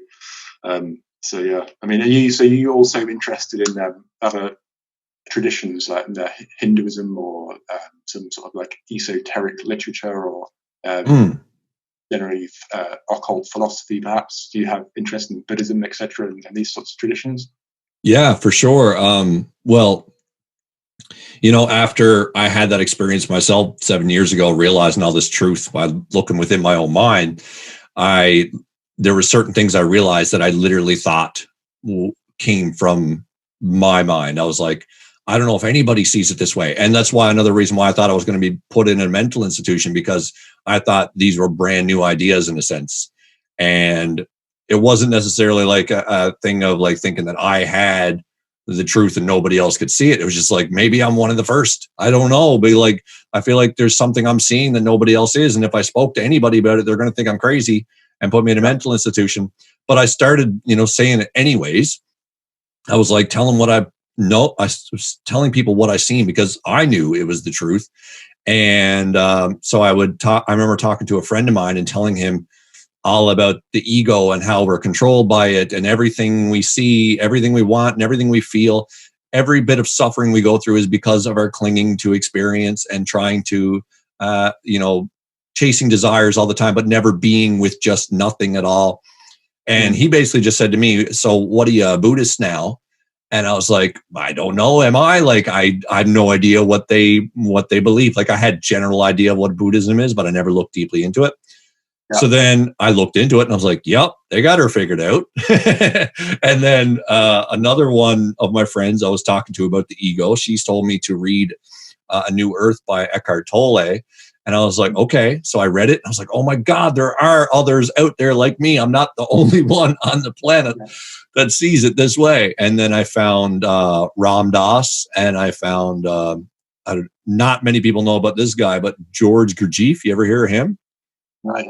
He's a very interesting character. He was more active in the early 1900s. I read a book called In Search of the Miraculous. It was not by him, but it was by a guy named P.D. Ouspensky, who followed around George Gurdjieff, because George Gurdjieff was basically telling anybody who wanted to hear about how you basically master yourself. Yeah. And that was basically like transmuting all your different polarities into one. He used the analogy of like a horse carriage. Like, we are the person sitting on the carriage being driven, and then there's the guy who's controlling the horse with the whip and everything like that, and then there's the horse itself. But the idea is to bring all those three together and realize they're all the same thing. So he had these practices of showing people that we're all three. And he also talked about different dimensions, and he would say that basically, there are higher dimensional beings and there's lower dimensional beings, but from every living being's perspective, they are in the third dimension. Everybody has an experience of three dimensions. So you and I are experiencing this third dimension, but then there's a higher being who can see our entire life in an instant. And there's like, there's no real time like our perception of time is only a millisecond to them, but see, they're still living in a three-dimensional world as well, but they just understand that they're basically just on a higher way of looking at it, I guess. So like when we look down into an atom or an electron and see the birth of an electron come into existence and then go out of an existence in an instant, that is like an entire universe being born and then dying. So like from our perspective, that lower dimensional reality, that seems like an instant to us, but the beings that are existing on that level, they experience entire lifetimes and experience an entire universe. So I found that very interesting, the way he described it. I was like, what are higher dimensional beings? Like, how can they work? How can there be more than three dimensions? It never made sense to me. But the way he described it is that if you are an experiencing being, if you are in a physical form of any kind, even if it's more energetic, you are still experiencing your reality in three dimensions. Everything is relative. Like you and I are seeing three dimensions, but then there's five-dimensional beings who see our existence as having no perceptual time, but then they still are perceiving time from their perspective, and then they're in three dimensions, and then five dimensions to them is even higher, and so on and so forth. And it goes forever in each direction. It's kind of like the notes on a piano. You know, you got C over here, and then you got higher C over here, but they're both C. So we exist, like we're in the third dimension in our octave, but then there's higher octaves than us, and they just keep going and going and going, and there's no limit to lower or higher. So after I found that, I was like, that completely blew my mind wide open. But, you know, finding Ram Dass really is what introduced me to a lot of Eastern mysticism, Hinduism and Buddhism.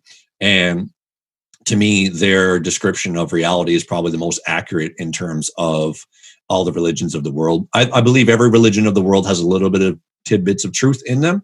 Like you can even find a lot of truth in the Bible or in the Quran. There's still a lot of truth in there. But I just feel like those texts have been a lot more corrupted and changed over the years to manipulate people. The original Christian doctrine might have been a lot more accurate to what the truth is.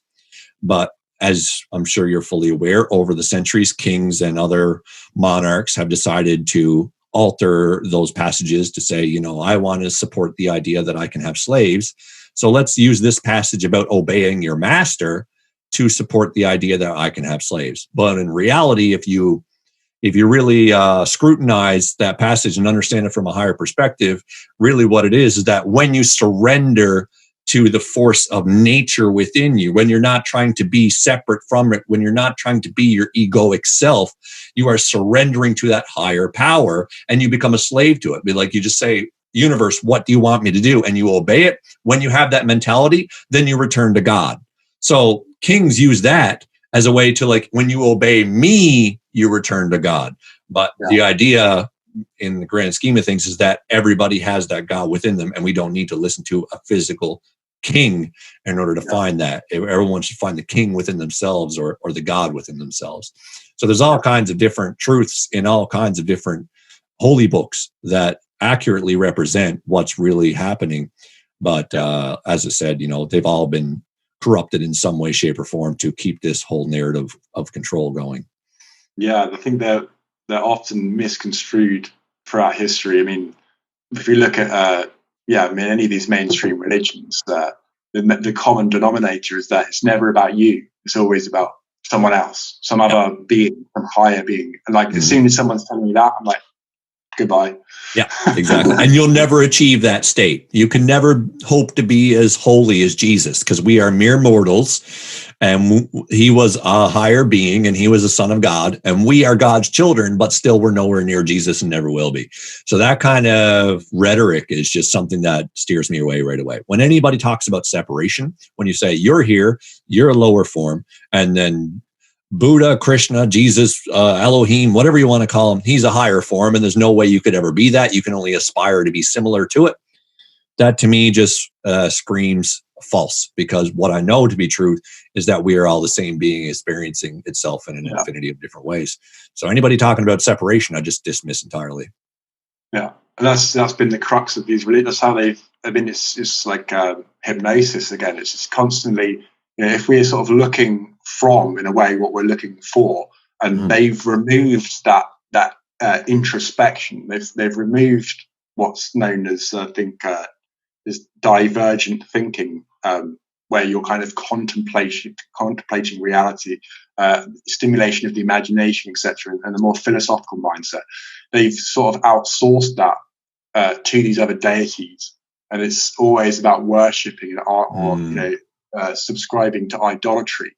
And so they've switched off that mechanism in the mind, which is what's required for you to actually have this, which I guess is a cerebral event, which allows you to raise your kundalini and have this new expansion of awareness. And then you realize how the deception works, how these stories in religion have been manipulated and used to just keep people in a state of fear, in a state of constant worship. And it's just fascinating how these traditions always have a more of an esoteric stint from where they've grown from. So with Gnosticism, which blossomed into Christianity, when you look at these esoteric scriptures, etc., whether it's Dead Sea Scrolls or whether it's like Sufism with Islam, there's always some seed through which these things blossomed, and at one point they became corrupted, perhaps. But then, right from the middle of that is perhaps, there's one diagram where this Mark Passio shows those like exoteric religions, as he shows, and then he shows the esoteric tradition, and in the middle he shows truth. And it's this truth is something that can only be really inwardly visualized and realized. And so that's what I think a lot of these poets and philosophers have been alluding to. They're very quite hard to understand, like people like William Blake. Think of these total visionaries, where they're saying like, the truth can never be told, so to be understood and not be believed. So it's not something where like you see in a classroom where someone is telling you something that is making your mind very active and focused. You're very attentive. You're basically paying attention. So it's like, pay attention. And everyone is like, no one is sort of like opening up their minds, lying on a field or staring at, like a lot of these Indian mystics. They talk about how they had these experiences when they were just simply sitting under a tree, just looking at a leaf, and they were imagining themselves moving through the leaf, like, and just shifting their awareness. Like, so it's effectively, and a lot of these people were totally illiterate and like country bumpkins. And so it just goes to show that you don't need to know anything. Like, in fact, we're sort of born with this awareness, and we have it removed by all of these establishments and all these traditions. And it's such a trick. Or you're being sort of led like here, kitty, kitty, kitty, just being led down a garden path, and eventually you just accept the enslavement. But yeah, as an architect, it's interesting to see how almost the buildings and the infrastructure that we're surrounded by is also conspiring against us having these realizations. Because we're constantly, like right now, I'm in this room, I can see about the maximum 3 meters away from me. But actually, my reality right now is that just like at nighttime in a clear night sky, that's my current reality. But I'm not contemplating that because it's simply outside, out of mind. But if we were more so in tune with nature, more in touch with nature, away from these cities that are just so distracting, like you've seen the Truman Show, I imagine, and the Matrix. That's just a perfect allegory, the Truman Show. I find that quite humorous to watch that, because it's just right on cue, right, just I think on the money with that, and just how everyone is like. They often talk about, we need to be a hermit. We have this whole hermetic philosophy.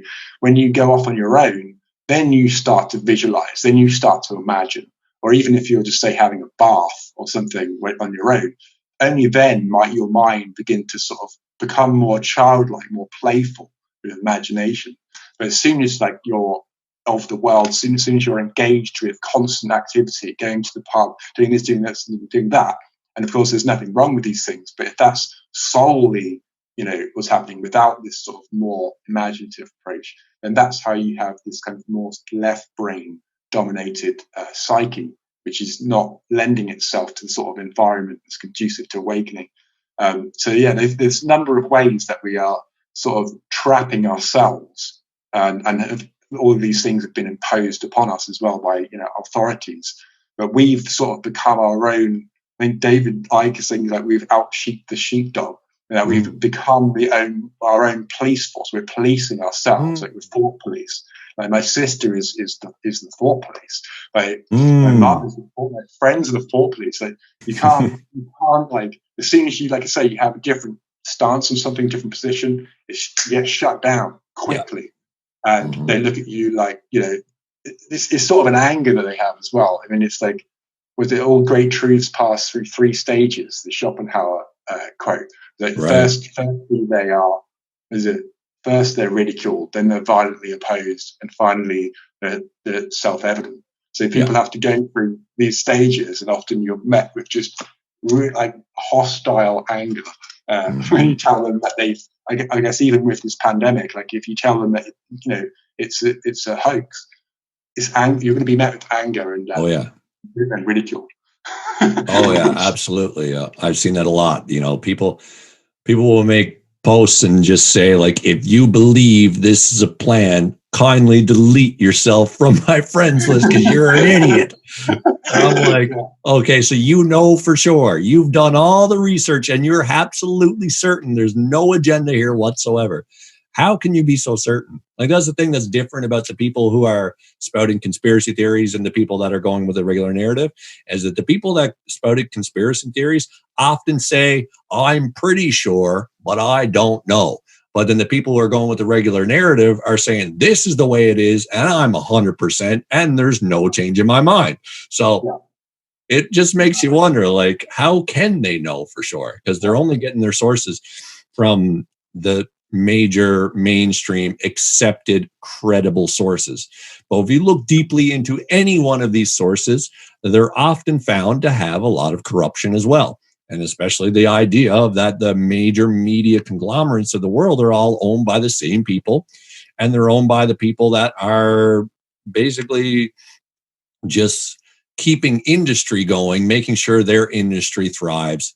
And it just makes you wonder, is there a conflict of interest here? Could they be only feeding us this media because it puts more money in their pockets, puts more power in their control? Like, I don't know, like you said, when you open your eyes to it, it seems pretty obvious what's going on. Again, I don't know specifics. I don't know if we are controlled by a reptilian race that came here to mine our gold or whatever. I don't know.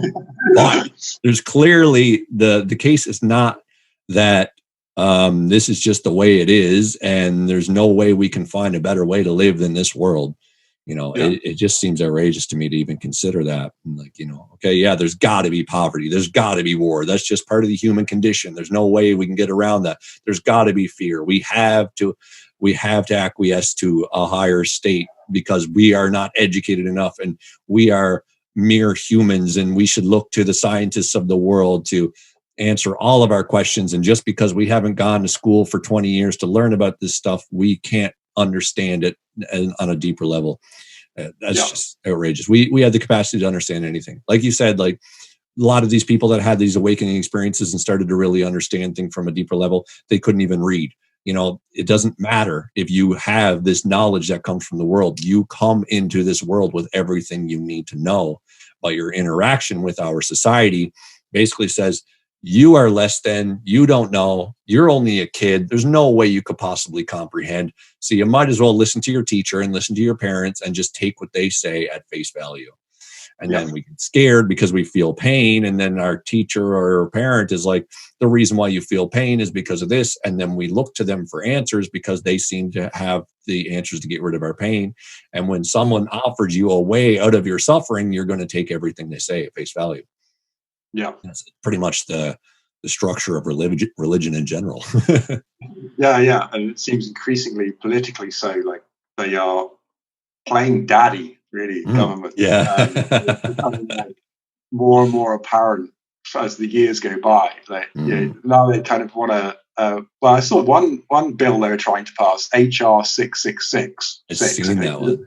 There's the numerology for you. Yeah, you've seen that one, right? Where they want to come into the homes now. They're like, the virus is no longer on the streets; it's in your house now. We're going to come and take your children. Like, what? Hang on a minute. So I was like, we need to raise your child now, because you're not, basically you're susceptible to being racist and all this stuff. Like, humans are flawed. Like, there needs to be more of a structured approach more globalist approach to, raising people methodically so that we're basically all the same. These drones. It's insane. But yeah, it's interesting. Well, there you go again. Yeah. Well, all good. All good. Awesome. Yeah. Yeah. The more you know, a solution.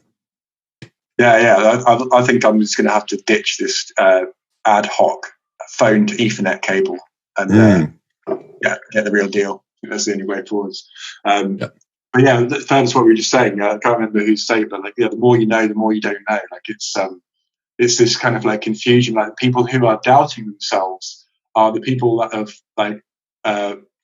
become aware, become more conscious. But the people who are cocksure are the people who are still unconscious. Yeah, and it's this weird paradox. Like you often see people that come out of uni or come out of college. You can see this arrogance in them, and it's like they for them they know everything.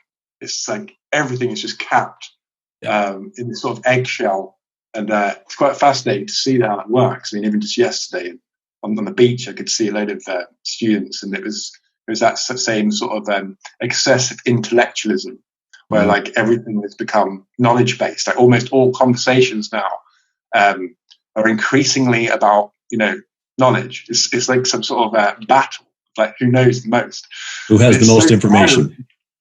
Yeah, and it's like and it's so off the beaten track from spiritual evolution and self-development. But it's all to do with like the ego. Really, it's like I know this, and I therefore have more power. Like knowledge is power. Yeah. And so it's I'm not one that really fares too well in these like oppositional environments. So it's kind of one thing that I've started doing actually is listening to people that I know that I disagree with. I found that it's like, well, hang on, like it's been half an hour since I started listening to this, and I haven't even disagreed, say, with someone that I might otherwise have. I don't know, like there's certain people that I know that I disagree with, like people like Ben Shapiro or often like Candace Owens. I know you heard of these. Like they're more like they talk about more political things, but I purposely try and listen to them so that I can sort of become, I guess, more capable of dealing with oppositional debates, or and also to learn things. Because like I say, it's not always like you disagree with everything they say, but that's often the way it's pitched. It's like you have the left and you have the right.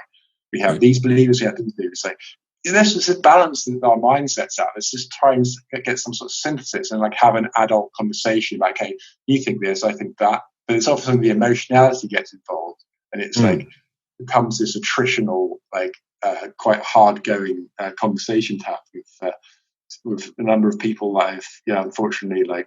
I suppose eventually you learn how to pick your battles. It's like, okay, I don't think there's much point in me talking to this person or trying to make them aware of this, because it's only going to be met with scorn. It's only going to be ridicule. So you save yourself a lot of energy once it settles down. I suppose it was the first year since my awakening that took me about a year to sort of acclimatize to it and let go of just like needing to sort of talk about it so much. But yeah, it's the process obviously you've got to go through. Have you had so your upbringing, then your family, are they like sort of secular, are they religious, or spiritual, or are they my mom always used to say when I was growing up that she feels like there's something higher. That she was raised a Pentecost, but she didn't like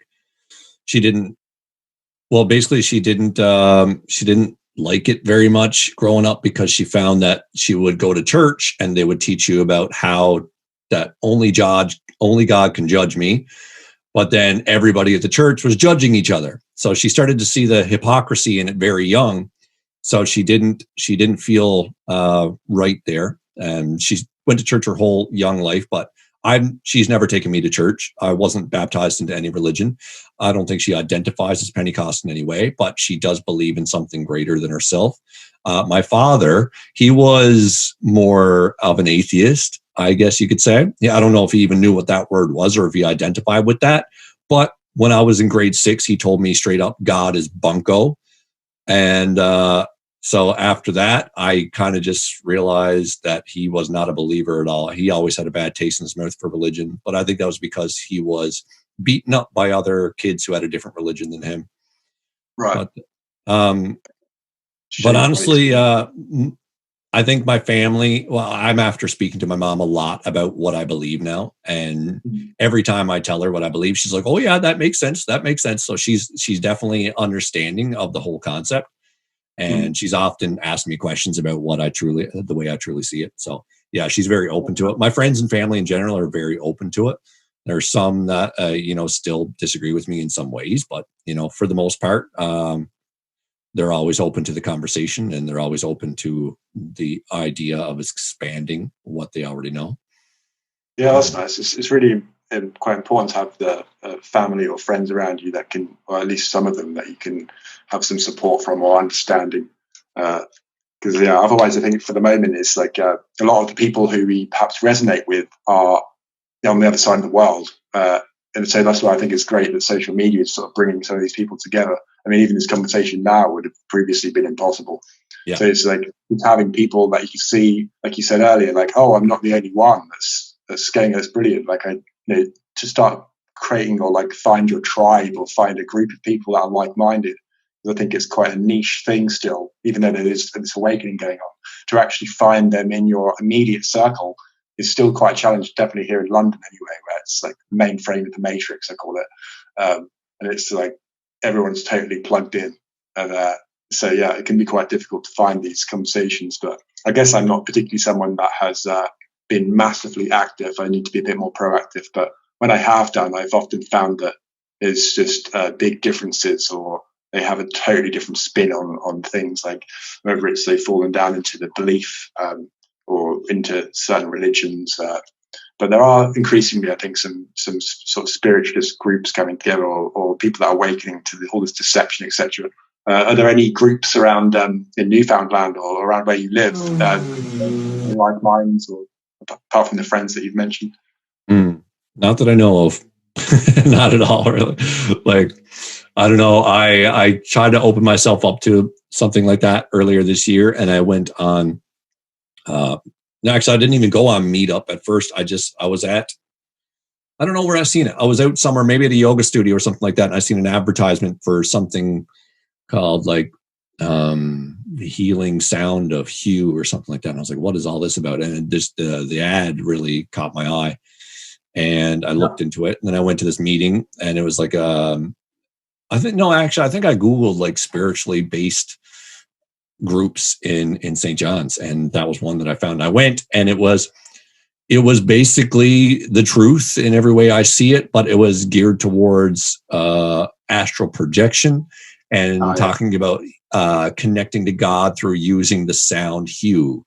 Well, basically you just go Hugh, and you say that over and over, and that's like their mantra that connects them. So I met up with them. Was the organizer called Hugh? Was the organizer called Hugh? Yeah. No, that was just, yeah. That was, I'm not sure.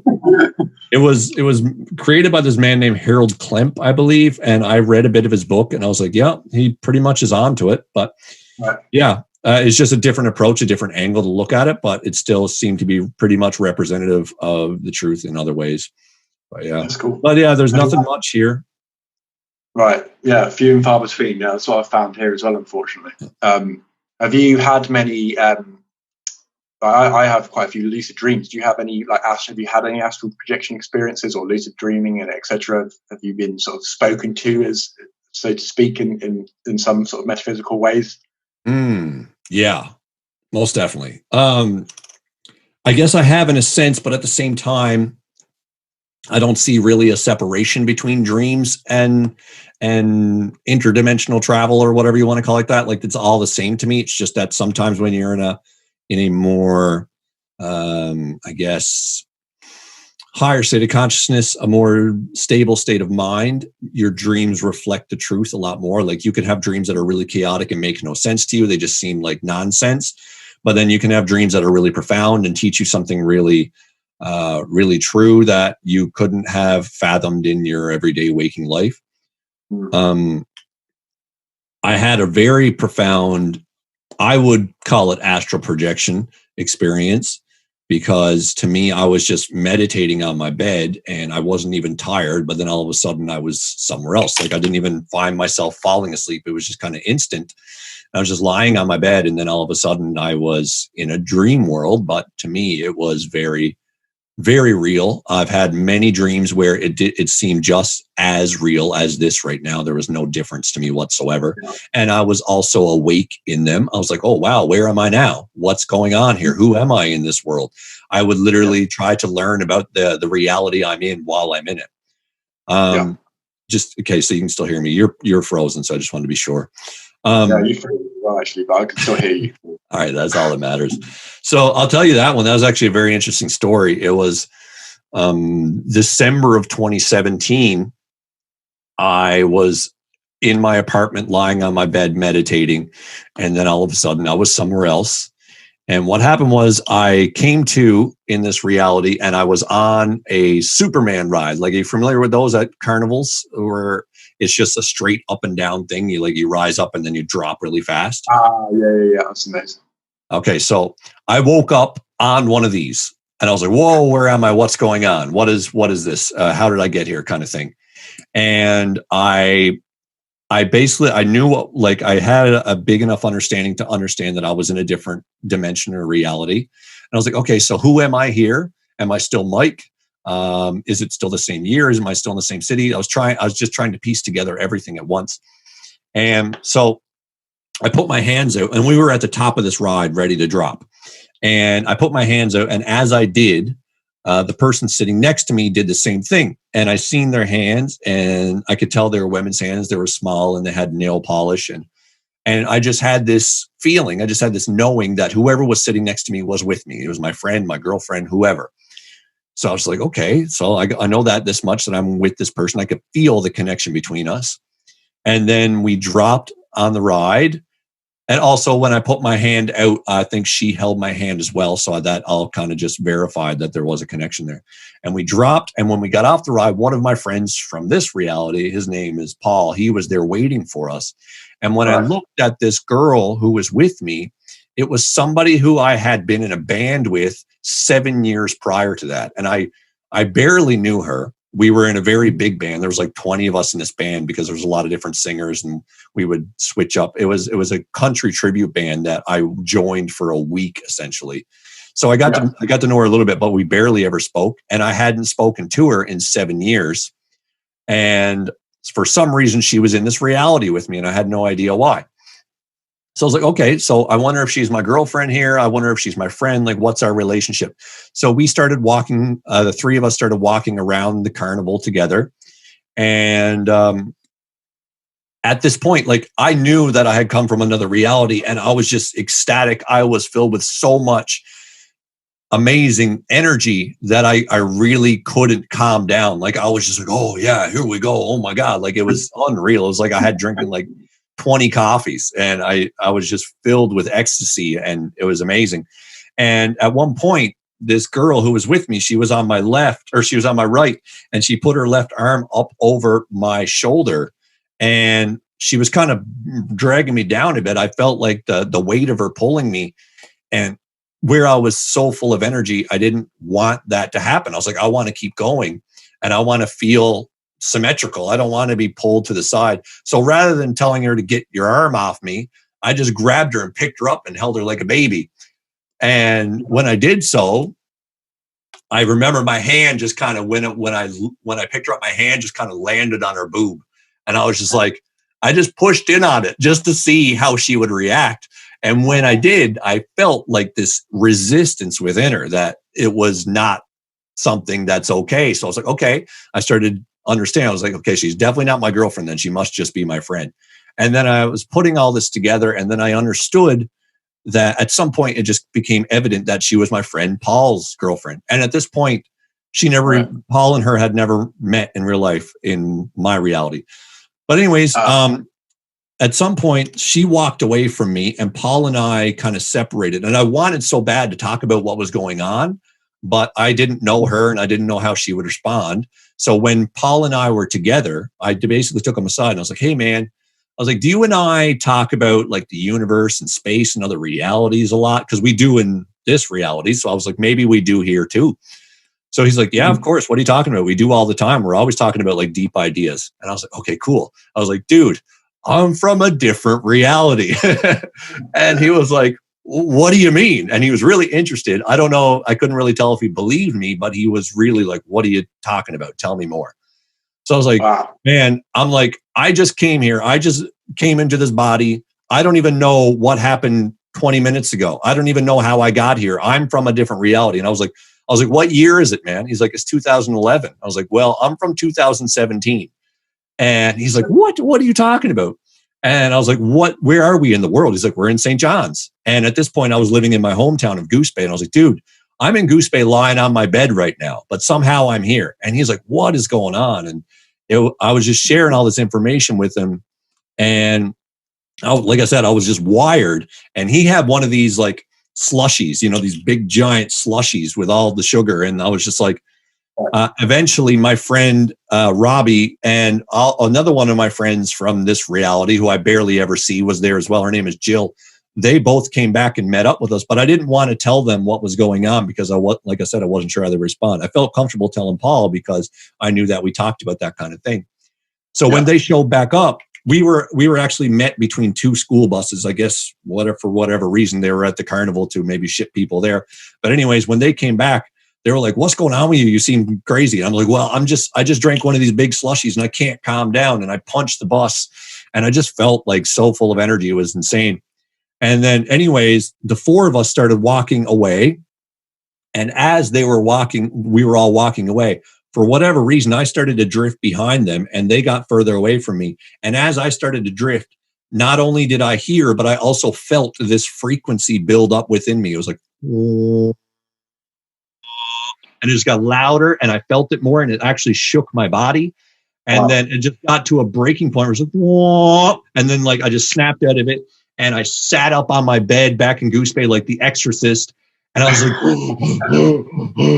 and I was like, where was I? What was that? Oh my God, this is insane. And at that point in time, I kept a clipboard on my wall and a thumbtack. So if I woke up in the middle of the night with something profound, I would just write it down. So I grabbed my clipboard and I was like, okay, Superman ride. Robbie was there. She was my friend. Paul was her boyfriend. And I was like, just wrote down every detail I could remember before it left my mind. And that was remarkable enough, honestly. That was like one of the most amazing experiences that I had in considering astral projection. But then what was really amazing was, like I said, I hadn't seen Robbie in 7 years, didn't even really know her. And then this was the end of December in 2017. And then the first week of the first week of January of the following year, I was on my Facebook and there was this ad saying the Ike Rich Players are putting off a play. And that's like the local theater group in my hometown. Right. And they said, if you want to be involved, you want to be a director, if you want to be an actor, anything like that, come on down to the audition and you can read and stuff like that. I'm like, cool.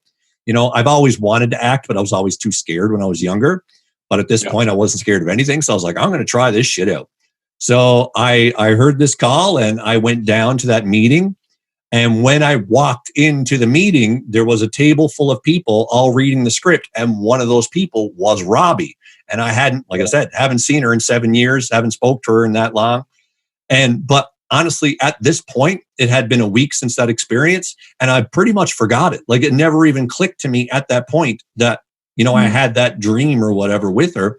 I just went in and I read and I played the character of this Southern man. And everybody, like, she was laughing at me the whole time. She couldn't get enough of my accent and she was just dying laughing at me. And then I ended up getting the part of that Southern man. And then we spent the next 3 months in a play together. And every single time we had a practice or a rehearsal, her and I were just connecting like we were best friends our whole life. And it was amazing. Like, it was just like everything I would say, she would laugh at and vice versa. And we just became like best friends instantly. And then a little later on, the play was over, but I guess for a couple reasons, she was a singer as well. And she told me, she said that she was partaking in this local show. It was like a Dolly Parton tribute type of show, and she was going to sing a couple songs. And she's like, "Would you be my drummer for this concert?" I'm like, "Yeah, sure, I'd be honored." So her and I started hanging out after the play. And when it happened, I remember one day we were talking about some things online, and she said she was trying to learn a guitar part for one of the songs. She wanted to play guitar and learn and sing at the same time. So she said she was having a lot of trouble with the rhythm of it. And I played a little bit of guitar, and I was a drummer, so rhythm was my forte. So I was like, well, I could drop up to your house and I could show you the guitar part. So I went up to her house, and we played guitar for all of maybe 20 minutes. And then she just asked me some questions about me, and I told her where I was in my life and told her that, I'm living the spiritual path now and trying to educate people on the truth and blah, blah, blah. And then she was talking to me about all the spiritual experiences she had in her life and how she's never been able to explain them. And I gave her a different perspective, and she was like, "Oh my God, this makes so much sense now." So we ended up speaking for like 3 to 4 hours. And then at the end, I never even clicked the whole time. And then at the end, I was about to leave her house, and it just dawned on me. I was like, holy shit. I was like, Robbie, a week before we met in real life again, I had this crazy dream. And I told her all about the dream, and it was just unreal. And honestly, after that, we used to hang out like 2 or 3 times a week. I used to go up to her house 3 times a week, and we'd just hang out and talk about deep stuff. And we go for hikes together. We instantly became best friends. And over the course of the year, we had so many synchronicities. It was amazing. Like, I'm sure being familiar with the spiritual community, are you aware of the law of attraction and the secret? Yeah. So the secret, exactly. So the secret was one of the first things I was exposed to back in the day that really opened my mind to this. And I asked her one night when we were hanging out, I was like, "Have you ever seen that movie?" And she said, "No." So we sat down to watch it, and then we were watching it, and about maybe a half an hour into the movie, she just paused it and was just curious. She just had a question come to her mind. She's like, "What's on your bucket list?" I was like, "What is the things you want to achieve in your life?" And I was like, "Well, I don't know. I don't really have a specific bucket list. I just want to free the world of their own slavery." That's basically all I'm doing. Whatever way I do that, I don't care how it is. I want to share the truth, and I want to share love so we can all be free. So I don't really have specific. But then she told me she's like, "I want to swim with manta rays or some sort of, I don't know, some sort of ray." She's like, "I want to swim with them, and I want to swim with whales as well." And I was like, "That would be really cool." I was like, "I want to put that on my bucket list." So I thought that was really interesting. And then it kind of just occurred to me. I was like, you know what? I guess I do have things now that I think about it. I was like, one thing that I've always wanted to do for the past few years is I want to conduct an orchestra. I want to be the guy that does this and controls all that music. I want to be in control of all that happening. And I think that would be a really amazing experience to have. So I was like, I guess that's part of my bucket list. And then, so we just unpaused the music and the movie and kept watching. And literally within a minute, actually, well, when she told me the manta ray thing, I was like, I'm not sure what a manta ray looks like. I'm picturing something, but I don't know if that's what it is. Anyways, about a minute into the movie, after we unpaused, there was a manta ray on the screen. And she's like, "Look, that's a manta ray." And I was like, whoa, crazy law of attraction. Am I right? And then not even 5 seconds later, there was a guy conducting an orchestra. Oh, no. This is unreal. I was like, there's something going on here. There's a divine connection between you and I. So that was like one of the most amazing experiences I had in terms of like astral projection. And because that one became fruitful, it was basically predictive. It showed me something that was going to happen in my life. My connection with her started on an astral level before it started on a physical level. Wow. It was amazing, man. Yeah. So it's like, these synchronicities unfold. It's like at that point, there's nothing anyone can say to you. Just I know that there's some weird stuff going on. Exactly. I know there's a profound mystery surrounding all of us. No religionist can come in and say, "Hey, have you thought about worshipping this god?" It's like, no, leave me alone. So that all started from a meditation, did you say? So you weren't even particularly tired. You just closed your eyes and you got sort of zapped up into almost like a time traveling sort of experience. Yeah, I didn't feel tired at all. I was just lying on my bed. I felt relaxed and calm, But I So was you're just lying also, there there. was some. So are you quite a big meditator? Do you often get into these similar states, or was this a one-off, like sort of mind-blowing thing that perhaps could have even had some sort of soul guide or extraterrestrial Mm, intervention that opened mm. you up to this kind of experience? If it was a one-off, or is it something that you meditate and you're quite good at, like relaxing your mind and perhaps even having some sort of psychedelic, quote unquote, experience? I do meditate on a pretty regular basis, almost every day, but it's very rare that I go into like deep experiences like that. Often, I could get to the point of meditation where I'm still aware that I'm on my bed in a room somewhere, but I've gone so deep that I've let go of all of my thoughts and like fell into the nothingness or the void, to the point that I would be in meditation and I would know I'm in a room on a bed, but I've gone so deep that I've not known where I was. Like there was another time where I was on that bed in that same house that I had that experience on. And I had gone so deep that I was just like, I was in the meditation and I wasn't really thinking or feeling anything in particular. I just felt connected to everything. And then it kind of just dawned on me. This thought popped in. I was like, I don't know where I am. And I was like, am I in my own home? Am I at my mom's house? Am I in a different city? Because I was basically just understanding that earlier that year I had been in Hawaii as well. And this was months later, but I was like, am I in Hawaii right now? Like I didn't know the answer immediately. And I was like, this is fun. I was like, I don't know where I am. And rather than trying to figure it out, rather than turning on my logical brain and just being like, okay, what do I feel left over from the day? How can I figure out where I am right now? I wanted to see how long I could last in this unknowing. And for about Yeah. 30 seconds to a minute, I had no idea where I was in the world. And then all of a sudden, it kind of just came back to me. Something popped in. And I remembered being at my mom's house earlier that day. And I was just like, oh, right, I'm still in Goose Bay and I'm at my own apartment. And then it kind of came back to me. So I can go into those deep states where I'm just connected to the infinite energy, to the infinite void, where I don't have any particular thoughts or feelings about my own particular life. Yeah. But meditation usually for me now, where my life is so busy, I don't often get into that nothingness state. I just find a calmer state of mind where I can see my own thoughts and feelings on a deeper level. The times that I have had more experiences like that, the one with Robbie, but none of them were predictive in that way. But I have gone through what I would definitely describe as interdimensional travel. So but usually these would be induced by consuming cannabis edibles. So I would consume some cannabis edibles, go lie on my bed to meditate. And then again, I wouldn't feel tired. But then all of a sudden, I would feel just like this instant tiredness. Like I would be completely awake. But then all of a sudden, I'm like, oh, and I would just like I'm just sucked somewhere else. I would get so heavy.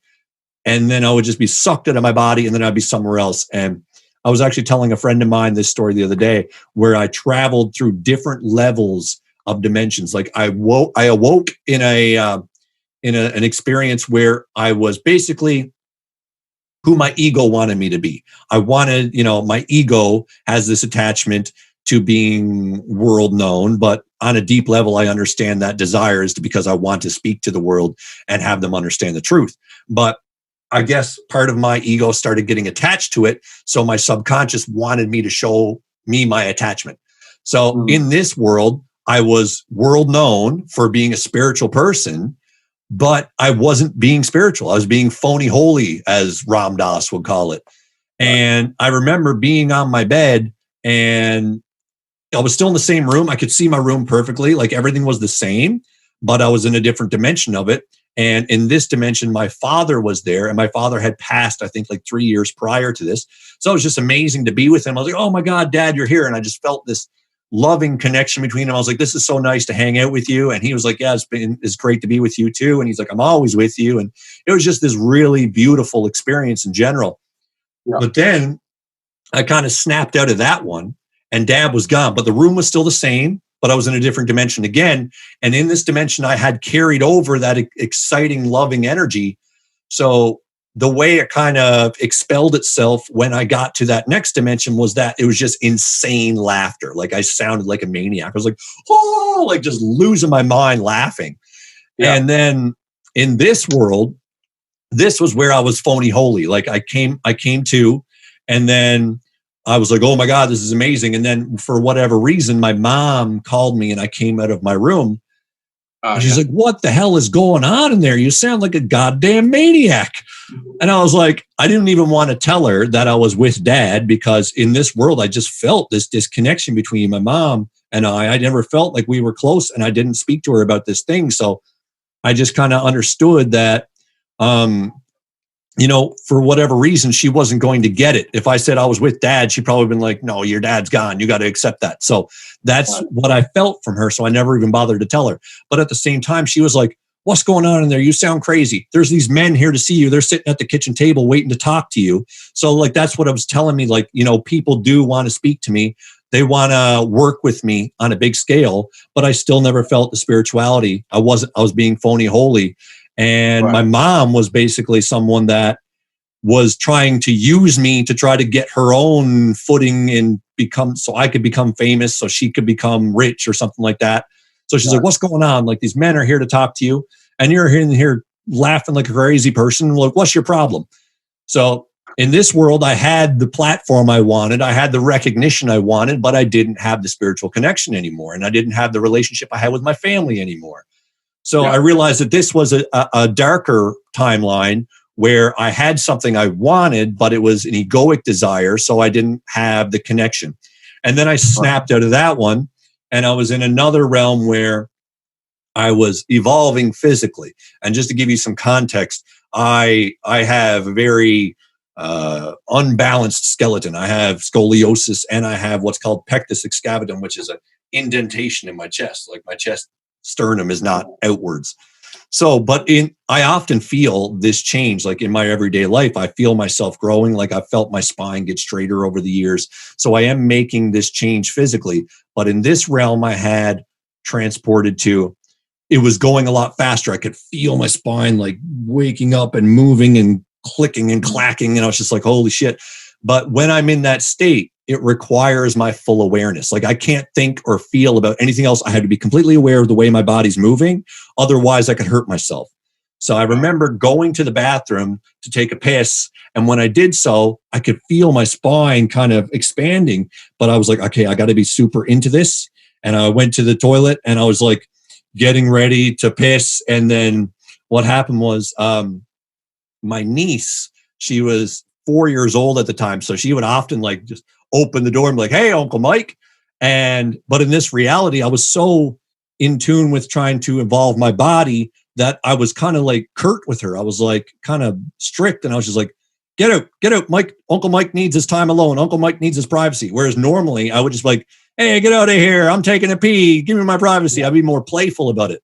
But since I was so in trying to like basically, focus all my energy on that, I was a little bit more strict with her. And she felt that energy. And she was like, Uncle Mike, you're mean. And I was like, oh man, I made her sad. And I was so regretful. I was like, I wish I never did that. So in this reality, I never had a good relationship with my family either. But then I kind of left, and I was learning all this as this was happening. I was like, you got to be nicer to your family. What matters is that you tell the truth. It doesn't matter if, all these lessons were coming to me as I was experiencing this. And then I remember going to the porch where my mom and my sister and my nieces were, and we were saying goodbye, but there was this tension. Like, none of us were loving to each other. None of us were the way we normally are. We're like, oh, okay, see you later. All hugs and kisses and stuff. That wasn't there. So I was like, what's going on? And then I learned all these lessons. And then all of a sudden I was transported to another reality where I was basically in the heaven realm. And I was sitting in a field with a group of people. Can't hear me? No? There's no audio. Just cut off a few seconds ago. All right. Boom. All right. Cool. Back. Okay, cool. So where was I before I cut out? So the edible experience, you're coming back, your mom, you were talking about the fact that you had to accept that your dad wasn't with you anymore, and something that you got to put behind you. And yeah. So did I get to the point where I was like transforming my body and my niece came in? That's right. Yeah. Yeah. Okay. Right. So after that, after I basically told her off, she got all sad. And then I realized we were in the porch a little bit later on, and it was me and my mom and my sister and my nieces. And there was just this tension between us. And I basically just, I felt that we weren't close in this world. So again, I was learning more lessons. And then since all these things were being taught to me, then I got transported to another reality where I was literally just in the heaven realm to me. Like I was sitting in a field surrounded by people. We were all holding hands and we were meditating together. And there was just this absolute feeling of love and connection and togetherness. And then I basically woke up from that. And it was like this fall from grace. Like as I was coming back into my body, I was like, oh, I don't want to go back. You know, that heaven realm was so amazing. It was so beautiful. I want those experiences. But as I was transitioning back into my body, there was like this intelligence communicating with me saying, although you don't feel this ecstasy in every day, this is equally as important. And you have to do this work here as well. So you can find joy and you can find heaven in this realm if you just understand that it's always there with you. So that was kind of the takeaway from that whole experience. And that was one of the other major ones I had. And there was a couple other times where I had edible experiences where I would lie in my bed, meditate, and then be brought somewhere else and then go through this whole interdimensional travel and learn all kinds of things and come back with some new wisdom. Wow, it's quite a malleable mind you've got there. Then it seems like you've got a pathway. It's lending itself to these experiences of other densities, dimensions, whatever we want to call them.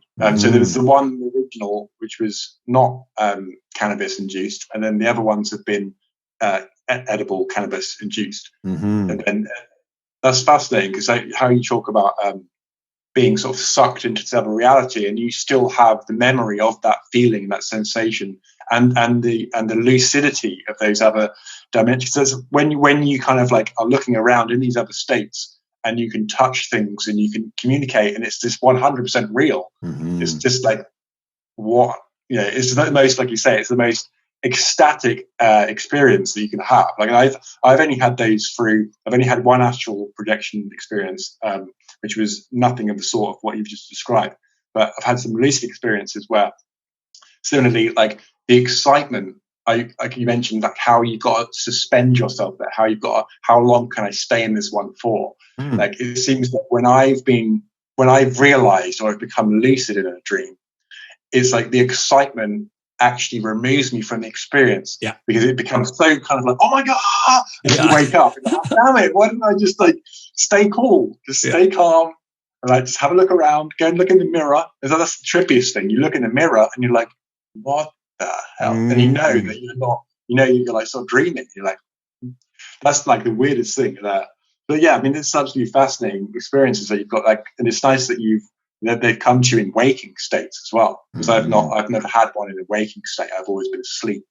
So like, and the fact that the synchronicities followed with your friend as well, and it's a sort of confirmation of these kind of like otherworldly experiences. So do you feel like you're having these as a sort of like, I mean, some people talk about how we come into this life and we have a certain path that we're to experience, and perhaps you're being given these experiences in some ways for you to then relay those and help, like you're obviously trying to raise human consciousness and share these stories and help to basically create a better world.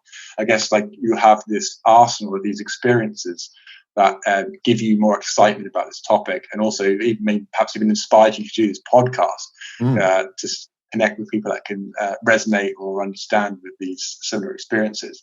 But yeah, wow, like the lucidity is always like, just you can't really explain how ecstatic I guess you must have felt like when you first realized that. To what extent, by the way, when you've been in these states, to what extent is your apparent external environment malleable or manipulable in some way by your mind? Like, it's where you say you've spoken to a friend in a in an astral state. Is there any play? Can you change things in your environment, or does it feel as physical and as difficult to change as we are in this dimension? Or is it all more ethereal and what you think happens in front of you? The one where I had at the carnival with Robbie, it was just as real as this. There was no, like, I could manipulate things in the sense that I could pick up the sand or something like that. But when it comes to like the magic side of things, there was nothing like that except for the ecstatic energy that I felt. But I did have one experience. It was actually with Robbie as well. It was a couple months after meeting her and being her friend. I was in a dream state, and I came to, and me and her and somebody else were driving in her Jeep, and I was in the passenger seat, and I came to, and I was like, whoa, I'm in a dream. I'm like, hey, do you realize we're in a dream right now? And like, I was talking to her about it, and then it just kind of came to me, and I was like, well, in a dream, I can do whatever I want. And then I just had the thought of making the Jeep fly. I was like, I'm going to will this Jeep to fly. And it was just as real as this. Like, it was as if I made, it was just as solid. But again, I was just like, here we go. And I just made it so. And the Jeep went up in the air, and we were about like 50 to 100 feet in the air. But like you said about the excitement, when I got up in the air, the emotion of having it happen was like, oh my God, I'm actually doing it. And then I came down because I got too excited about it. And I've had similar experiences where I actually had another dream where I was flying in the same way I came to. I was just walking along a path, or actually it was an open field. And I just thought, I know I can fly. So I just jumped, and it was just like a really big jump. I jumped like 100 feet in the air, and I coasted for maybe like 50 to 100 feet. And then I just slowly came back down because the emotional excitement takes away from that control. In order to have that control, you have to be like at peace with like, this is what I do. I can't be like, oh my God, this is amazing. Because you get too excited about it. That emotion creates a different world, right? Flying around in the Jeep is just like, it's just, Yeah, exactly. Cool, calm, and collected about it. Yeah, it's a hard thing to do. Mm-hmm. But the amazing. Like, I think to some extent we can. I think this is like a lot of what they call like magic in this density as well. It's like basically getting things to happen in conformity with your will. Yeah. So I think it basically takes a lot longer time, and it takes a lot more devotion and dedication, and a lot more mental focus to make things like that happen. Right. I guess you get like synchronicities and things where you can see that, my thoughts are shaping my environment, but there's a lag, and sometimes that lag is so long that it feels like that's not what happened. But in the lucid state, it's happening immediately. And when you realize that you can do anything that you want to do, the first thing that typically I think people do is have sex, number one, and then whoever they want, and then number two, fly. Yeah. It's just like having sex and flying. That's all people really want to do. Yeah, those are the big ones for sure. Anything, and you can be anyone. I want you to be. It's just mind blowing. So I've only had these. That's what I was going to ask you as well. Like, when you've had these experiences, were they? But mine came at a time when I wasn't as focused in the world. Like, I wasn't employed. I wasn't as paying so much attention throughout the day. I suppose like somehow there's some mechanism that lets go, like your mind starts letting go of this worldly dimension more. Because I never really call it, I suppose meditation comes with a sort of loaded term as well. People think you have to sort of sit down and do all this. But when I've been more imaginative, more detached from secular affairs, that's when I've had these, like the gap between the, say, astral plane and the physical plane seems to reduce the more sort of free you are, the more like relaxed you are in your daily life. You're not running around like constantly trying to do all these things. So at the moment, I haven't had many for a while, but I have had them in the past where it's, like I say, just, or say tsunami. Like, one big theme for me seems to be like, I don't know, it's this fear and this anxiety. I've often had these huge, or the atmosphere is always quite disturbing, and there's something about to happen, and you're not quite lucid yet, but there'll be a huge like tsunami coming on the horizon. But then when what started happening is I started realizing that wave is in my mind, doesn't exist. And so eventually I was able to control the tide, I was able to control the waves and stuff, and I would just fly and just dive into the wave, and then just fly up into the air, and just all of these things. Like, as I became more kind of free with my daily life, it became more capable of changing the dream to your will, or to what you prefer to experience. Instead of the dream just happening to you, it's actually like more in your power. But yeah, I mean, I haven't had one for a while. I kind of always sometimes hope for them to like come back in the night time. But the only astral projection thing is when I've just caught myself going back into my body, and I felt this like vibration. It's like I saw the wallpaper and everything around me, but I knew that I could see my body in bed, and I could see the room around me by like this like vibration started. It was like trying to land a plane, but I'd never done that before. So it was this really kind of like rough, jolty kind of like thing back into my body. That's the only thing where I've had where it's like, I guess, an astral projection as opposed to just a lucid state. I don't know if there's particularly any strict difference between this, but yeah, it's just a life-changing experience, I suppose. It's like I say, once you've had one of these dark experiences, you're going to start going down the rabbit hole if you haven't been doing so already. Yeah. So they could probably open people up in a number of ways. There's just kind of, I always like hearing about other people's experience as well, because it's just there's just so many different variables. So many people always have different experiences that are insightful, and you know, sometimes they're contradictory to what you thought might have been the reality or something. But you always learn something from these other experiences that people have. So like you have these regularly then. You have like, or if you say later on today, if you want some edibles, would you have another experience with that? Is it as formulaic as that? You can just sit down and go, I want my experiences now. Is almost never by choice. The times that it have happened have been very similar. It's usually in the middle of the day when I choose to meditate, and if I've taken some edibles.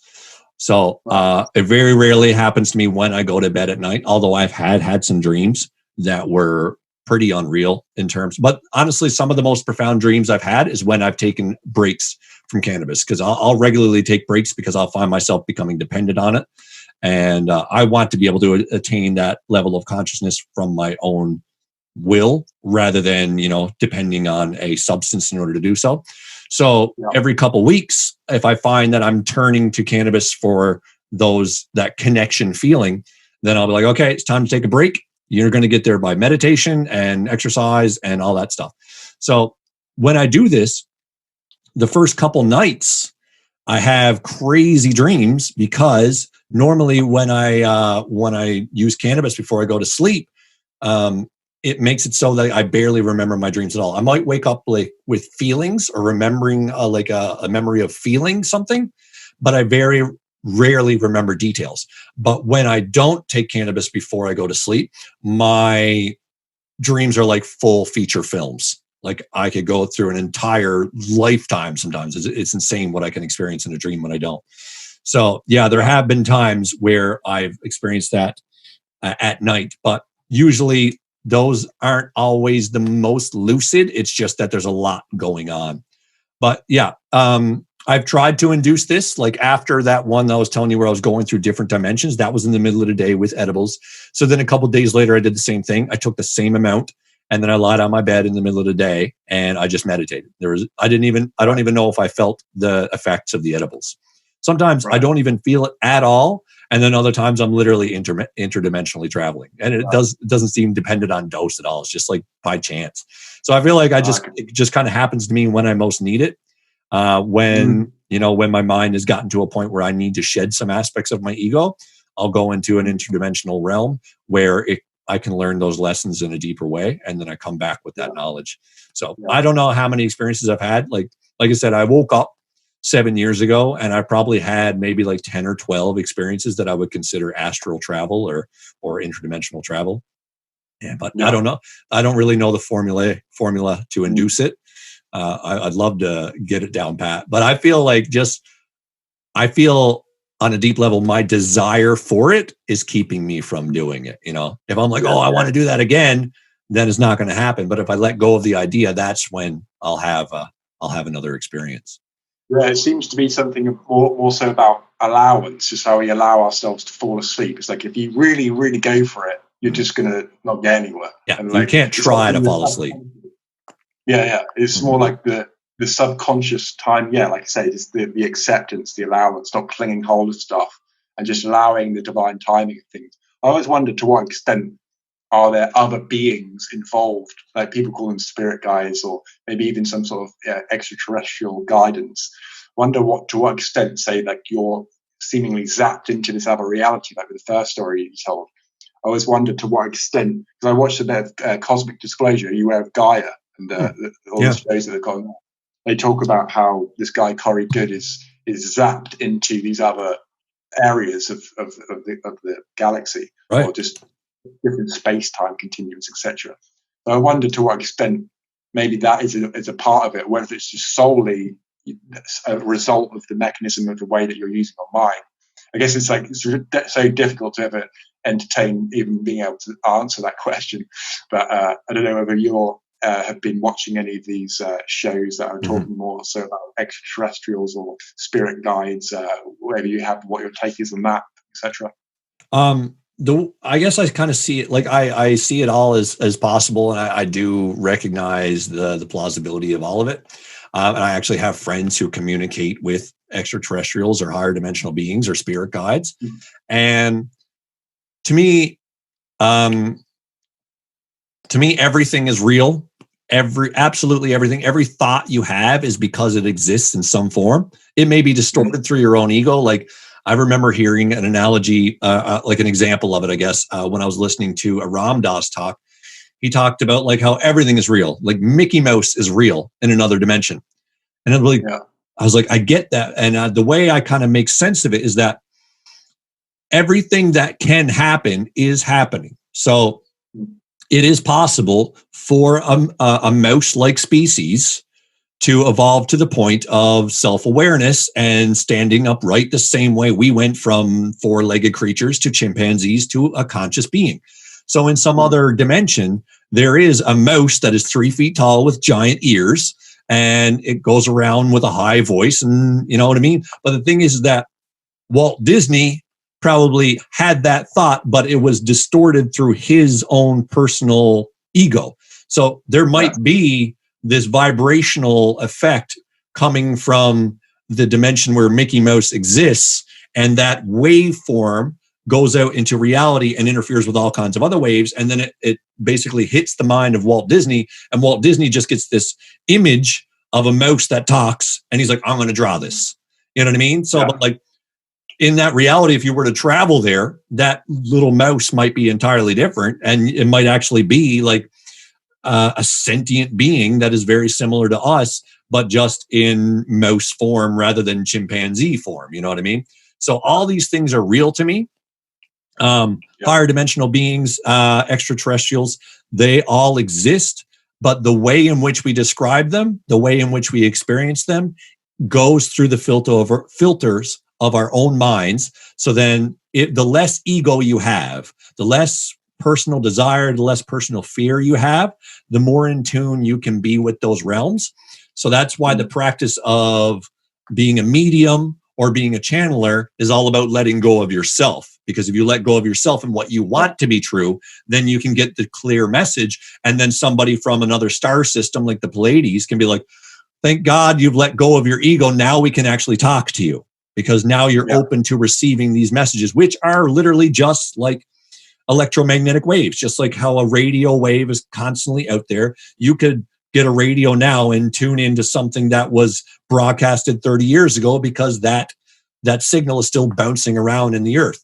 So when we open up our minds, the same thing happens. We are getting signals from the Pleiades constellation that say, you know, we're here for you. We've been watching you. We're here to usher you into this new awakening. But if you're all about your own ego and you believe like one holy book is the absolute truth more than others, and you believe that the only holy person is Jesus, then when you open yourself up to a higher wisdom, you're only going to communicate with Jesus. You're not going to communicate with extraterrestrials because according to the Bible, that's not a thing. So you're going to get Jesus telling you the truth, and it's going to go through your own filter. But if you let go of what you believe, what you desire, and what you fear, then your signal is a lot clearer. And that's why when people channel, they just like go into a trance, they let go of themselves completely. And then then they awake and they're like, hello, I am here to greet you from the Pleiades. You know what I mean? Because they just let another frequency take over their vessel completely. And that's what you could say, like demons are a lower density life form that feed off the fear of people. So if you believe in your own fear and you don't know the whole truth about yourself, then you might be so fearful that you just want to leave this world and let it all go. So then you'll let yourself leave your own body, and then a demonic type of being can possess you and then do its bidding. So yeah, all these things are real. They are just different frequencies of ourself. So I don't often communicate with any other dimensional beings, because what I realized from my awakening was that everything is an aspect of myself. It's not that it's an aspect of Mike. Mike is just an aspect of my true self. And you are an aspect of me. I'm an aspect of you. We are all God. We are all energy. We are all universe. So when I look to that deeper wisdom, I don't require it to take an archetypal form. I don't need an extraterrestrial or a spirit guide or Jesus or Krishna or Buddha. I don't need the wisdom from them, because I know they're just me anyways. So it often comes from not even a form. It doesn't come from God as in a man or a woman. It comes from just the infinite field of information. That's what I perceive myself connecting with, is the infinite field of information. But when you believe a certain thing, if you believe in spirit guides, if you don't see yourself as someone who is a divine being, if you don't see yourself as part of the all, then you might need to hear it from a spirit guide. You might need to hear it from an extraterrestrial. So God takes the form of an alien to say, hey, I'm here with you. God takes the form of a spirit guide to say, hey, I'm here with you. And that's what makes sense to me. So we need everything. We need every single, is not that there's an ultimate and God's the truth and then all those beings are fake. Everything's fake and everything's real. It's all the same. So yeah, some people communicate with other guides because they don't fully see it coming from themselves. So they feel they need some sort of parental figure in order to educate them. Whereas I recognize that parental figure I'm communicating with is just an aspect of myself. So it doesn't take the form of anybody in particular. Yeah, I've seen, perfect. That's, I've seen my friends like have that pitfall where they sort of cling to some of the traditions, and suddenly it's like, I have one particular friend who's always, moving from one religious tradition to another, and it's like, now it's this god, now it's this god, now it's like, it's like things are being imposed upon her from these higher realms. Like, now you must meditate, now you must fast, now you must do a fast without drinking water. It's like, hang on a minute, like, that's just another version of yourself. Like, if you realize that, then you won't necessarily have to feel like you have to subscribe to these so-called tasks that you're being told to do. Right. But yeah, I see it very much the similar way as you've just described. I quite like the analogy of a tree to describe the universe, in that we know that a tree is one thing, but then the human comes along and says, well, no, it's a trunk, it's a branch, it's a twig, there's the bud, there's the leaf. And we have this false idea of separation. And so we are all these leaves that are effectively the one thing experiencing itself through all these multitude of different ways. And so, when you realize that you're the tree and it's all this one being, this sentient organism, and we're just atoms, once you sort of diminish or remove the constructs that are sort of inhibiting us from realizing this truth. So we even say, like, I say that I'm Adam, or I say that, this is a mobile phone and that's a lamp, and when it comes down to it, it's like, well, there's not actually those things, and like we have all of these labels that are constantly making us objectify everything around us in terms of the people that we experience, whereas actually all we're really experiencing is textures, tones, sounds, colors. It's just this montage, or this, like, I'm quite like Hermetic philosophy, like the 7 Hermetic principles. The first is mentalism, of which all is mind, the universe is mental. So you effectively understand that everything is this mental phantasmagoria, as they use, quite an elaborate term. But it's basically this dreamlike reality that's become quite a persistent one. And that's like what Einstein was saying, is that all reality is an illusion, albeit a persistent one. So in this particular density, it's third density, everything seems fixed and solid, and like it's solid, or it's like liquid, or it's gas.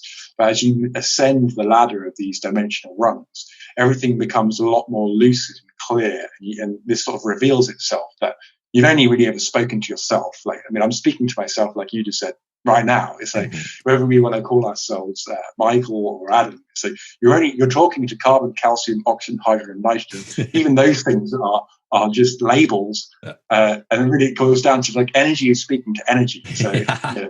The allegory of the tree is quite.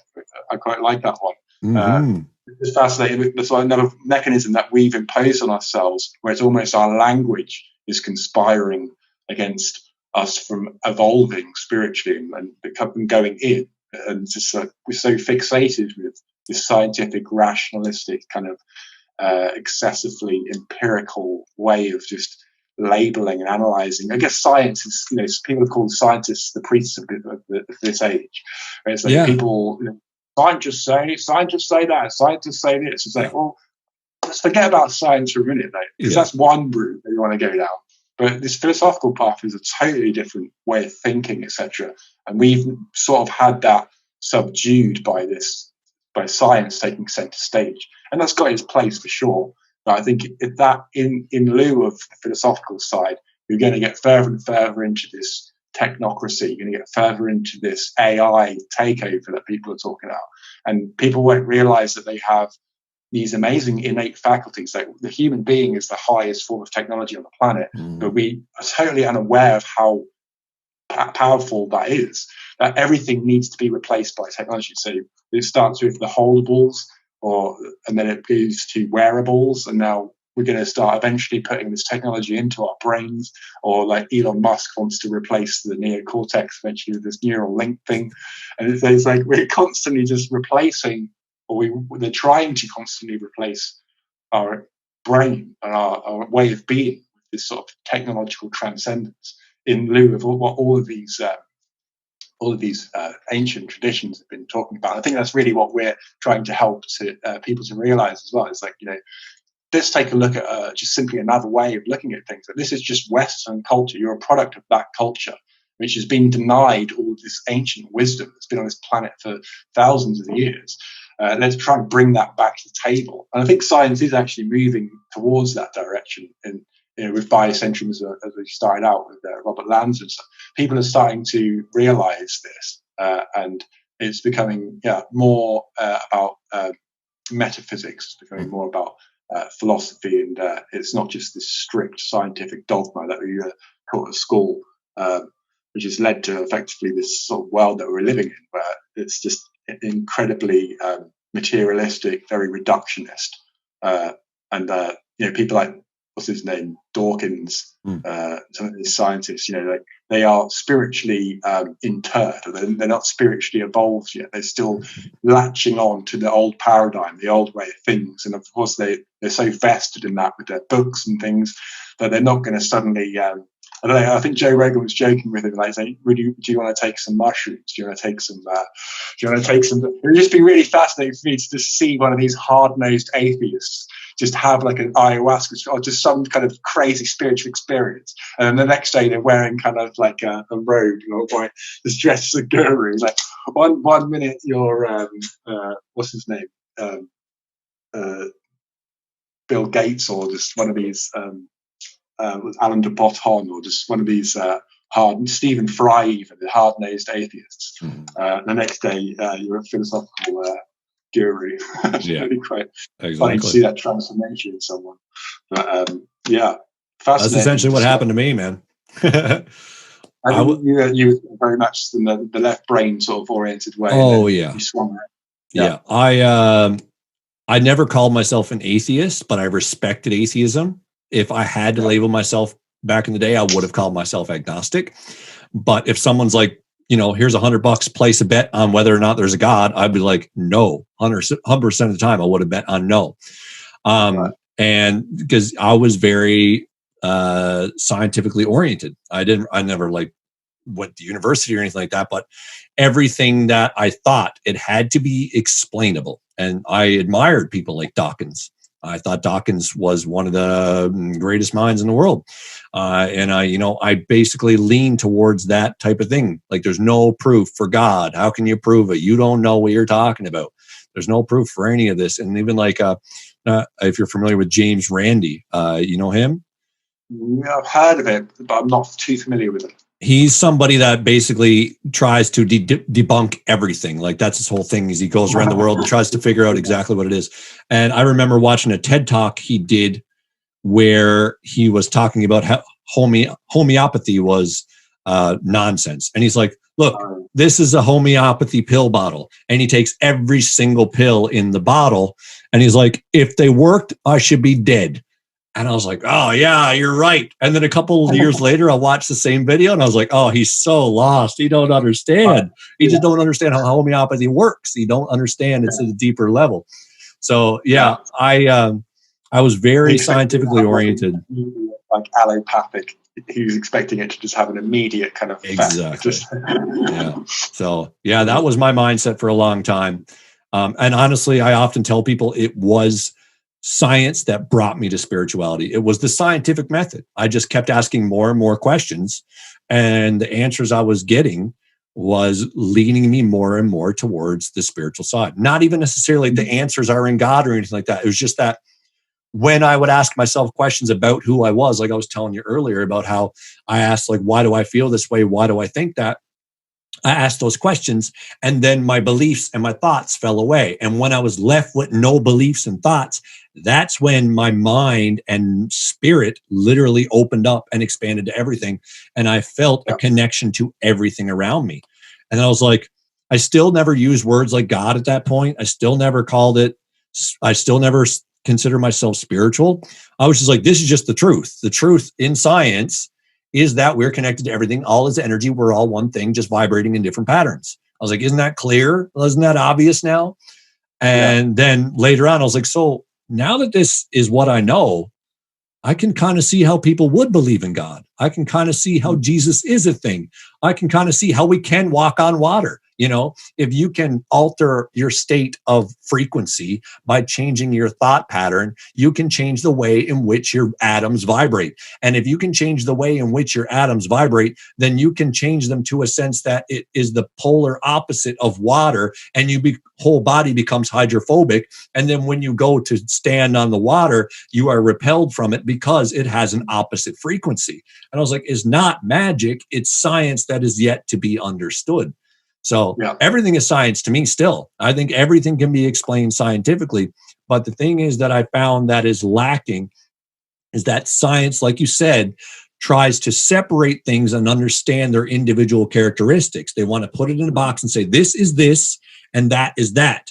But see, the truth is that the energy, God, or whatever you want to call it, is this and that. So you can't put a box around it. People often say, I can't wrap my head around infinity. And I was like, there's a reason for that. It's infinite. You can't wrap yourself around infinity because then it's no longer infinite. You have to let go of the boundaries. You have to let go of the actual wrapping mechanism. You cannot understand God logically. You cannot understand truth logically. You have to understand that it is all that is, all that ever was, and all that ever will be. And it's all one thing existing simultaneously. And there's no way you can put a box around that, because the very notion of putting a box around it negates the infinite source that it is. So that's where science gets lost, is that scientists are so set on understanding its origin, understanding how it started, and understanding its functionality and its characteristics. But when the answer to that question is there was no beginning, there was no origin, and the function of it is it just is, then that's not a satisfying answer to, reductionists are not about hearing that type of answer, right? They will just say, that's just a cop-out. There's got to be a way we can explain it. But I often wonder, like, when they get their fundamental particle, that is the smallest thing they know, then the question is obviously going to arise, what builds that fundamental particle? What is that made of? But it's all just energy, man. It's all just vibrating energy and fields. And like you said, science is already understanding that on a deep level. They understand that quarks are just a vibration of energy in an infinite field. They understand that the Higgs boson is just a vibration of energy in an infinite field. Like, it seems very obvious to me when you have all the scientific information, but your ego, the ego of scientists, get in the way and don't allow them to understand the full picture, because they want to get a Nobel Prize. They want to have that big breakthrough. They want to be the next Einstein or the next Feynman or whatever. And in order to do so, they have to find something that nobody's ever found before. So they're not looking to the old, because if they look to mysticism, then they're not going to get the credit for having discovered it. So they want to find the new answer, when the new answer is the old answer. And we've known it for billions or thousands or millions of years. I think that's exactly right. And I think that's the Alan Watts, if you're familiar with Alan Watts, English philosopher. It's like trying to understand reality through science. It's like trying to bite your own teeth. You just can't get at that. It's impossible. And it's interesting you're saying about it basically cements the ego. Like they're trying to get a platform. They're trying to find some sort of solution from that side of their mind, which just can't be done. With the infinity of everything, it's they're always like pushing back the sort of start date. Like the universe is 13.8 billion years. Now it's 14.6 billion, and now it's 17. It's like, just stop with the origin of everything. It's like, and they've got proof. Like everything is there was a beginning, and now there's this big bang, and everything's getting further and further apart. But there's this guy, David Wilcock, who's done some quite interesting research. I can't remember the name of the book that he was mentioning, but often they cite redshift as proof that everything is expanding and getting further apart. But there's been studies where they've shown quasars coming out of galaxies, where you can clearly still see the connection of like a new galaxy being born out of a galaxy. And the redshift values are wildly out. And so if redshift is some sort of calibration of how far something is moving away, etc., then that simply wouldn't make sense for that to be the case, because it's literally just that's come out of that. They're still relatively close to one another. So I would definitely subscribe to this idea that, like you say, it just is. It's not going anywhere. There's no agenda. There's no boundary. There's no there no beginning. There's no end. There's some cycles in place, but I don't feel like there's some like X0, Y0, Z0 origin through which everything will fall. Right. It's just everywhere all at once. You can't step outside of yourself. You just can't get out of yourself. Everywhere you go, it's just there. And it's like all of infinity and everything is right in front of you, but your brain is just filtering it out, and to the point where you can see that it's like Friday afternoon, and like it just makes life quite convenient for us in a way, because all those things are useful. But that sort of truth is a difficult thing to grapple with for sure when you're just totally sold on the idea of trying to progress your career in debunking certain things, or just trying to find an answer to, is there a God? And I suppose the first thing that I say to people who say, there is no God, is firstly to ask them, like, well, what is it? Like, what do you think God is? Because how can you say that there isn't a God when you don't even know what it is? But surely the first thing that you want to do is try and find out what it is. But I suppose most people think of a person, and that's where the sort of psyop comes in. Obviously, the idea of a person creating all of this is absurd. But it's like when you understand that nature itself is creating all of these forms, weaving all these trees and all these animals and all these organisms, then it takes on a totally different position. It's like, nature, and like I say with the Hermetic philosophy, like all is mind. Everything is different vibratory conditions of the same thing, which is energy. We have mind and matter. It's all just energy in different vibration states. So it's like this big conscious mind, like this universal mind, is what we call God. But of course, people have come along and said, no, it's a person who's got a beard, he lives in the cloud. And people still have that perception, which I guess is why we need to change it from, say, God to something else. Because otherwise it's like you're never going to get anywhere with these people. But I mean, like there's this it's just I suppose it's quite interesting to be around at this time, because I think like it's probably going to be the sharpest change in perception and awareness. That's perhaps supposedly what I hear from some of these channelings. So the Law of One, have you heard of this one? Law of One, or Bashar, like some of the information that's coming through this guy called Daryl Anker. He's a channel in LA. And they say that, like there's a lot of the universe is focused, or a lot of this galaxy, there's a lot of attention on this planet at the moment, because the shift that we're going to experience hasn't quite happened like this before.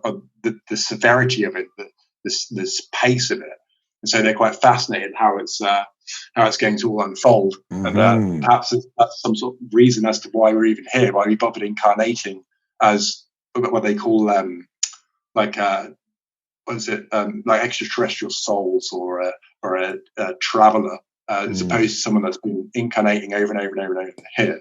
We've come to the earth at this time simply to have this outside perspective, so that we can share it ultimately and help other people to see this perspective that would otherwise perhaps not have been open to it.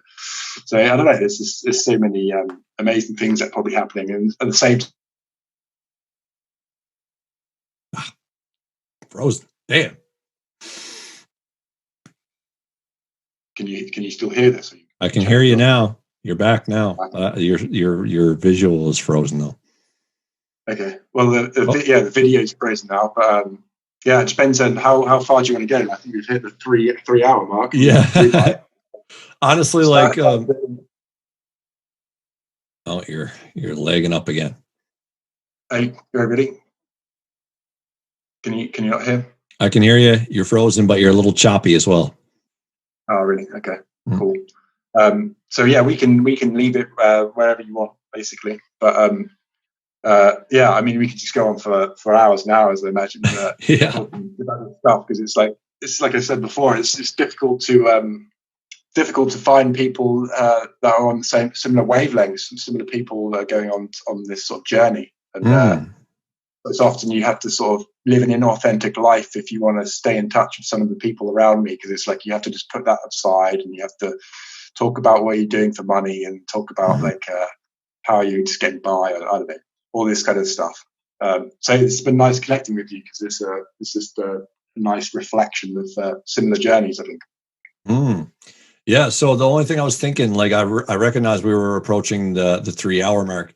And the reason why I cut it at 3 hours is because my recording program that I put this through, it won't handle a file bigger than roughly 3 hours. But that being said, I would really like to spend at least a little bit of time. We could even make it a part 2 if we go for like another half an hour or 45 minutes. I could chop them up into 2 parts. And because I just we never really spoke anything about what it is you do and some of the ideas you have about creating the new world, because that's one thing I would really like to dive into a little bit and see what kind of ideas you have. Yeah, sure. Yeah, I'll be well up for doing that. For sure, if you want to do that now, or if you want to do that at any point in the future, just let me know. But I'll be free for another half an hour if you like. Yeah, sure. Let's keep it going. So just you're kind of coming back a little bit, and your video's a little bit better. But let's just reset it again, just so it's nice and clear for the next 20 or 30 minutes that we go. Yeah, cool. Sounds good.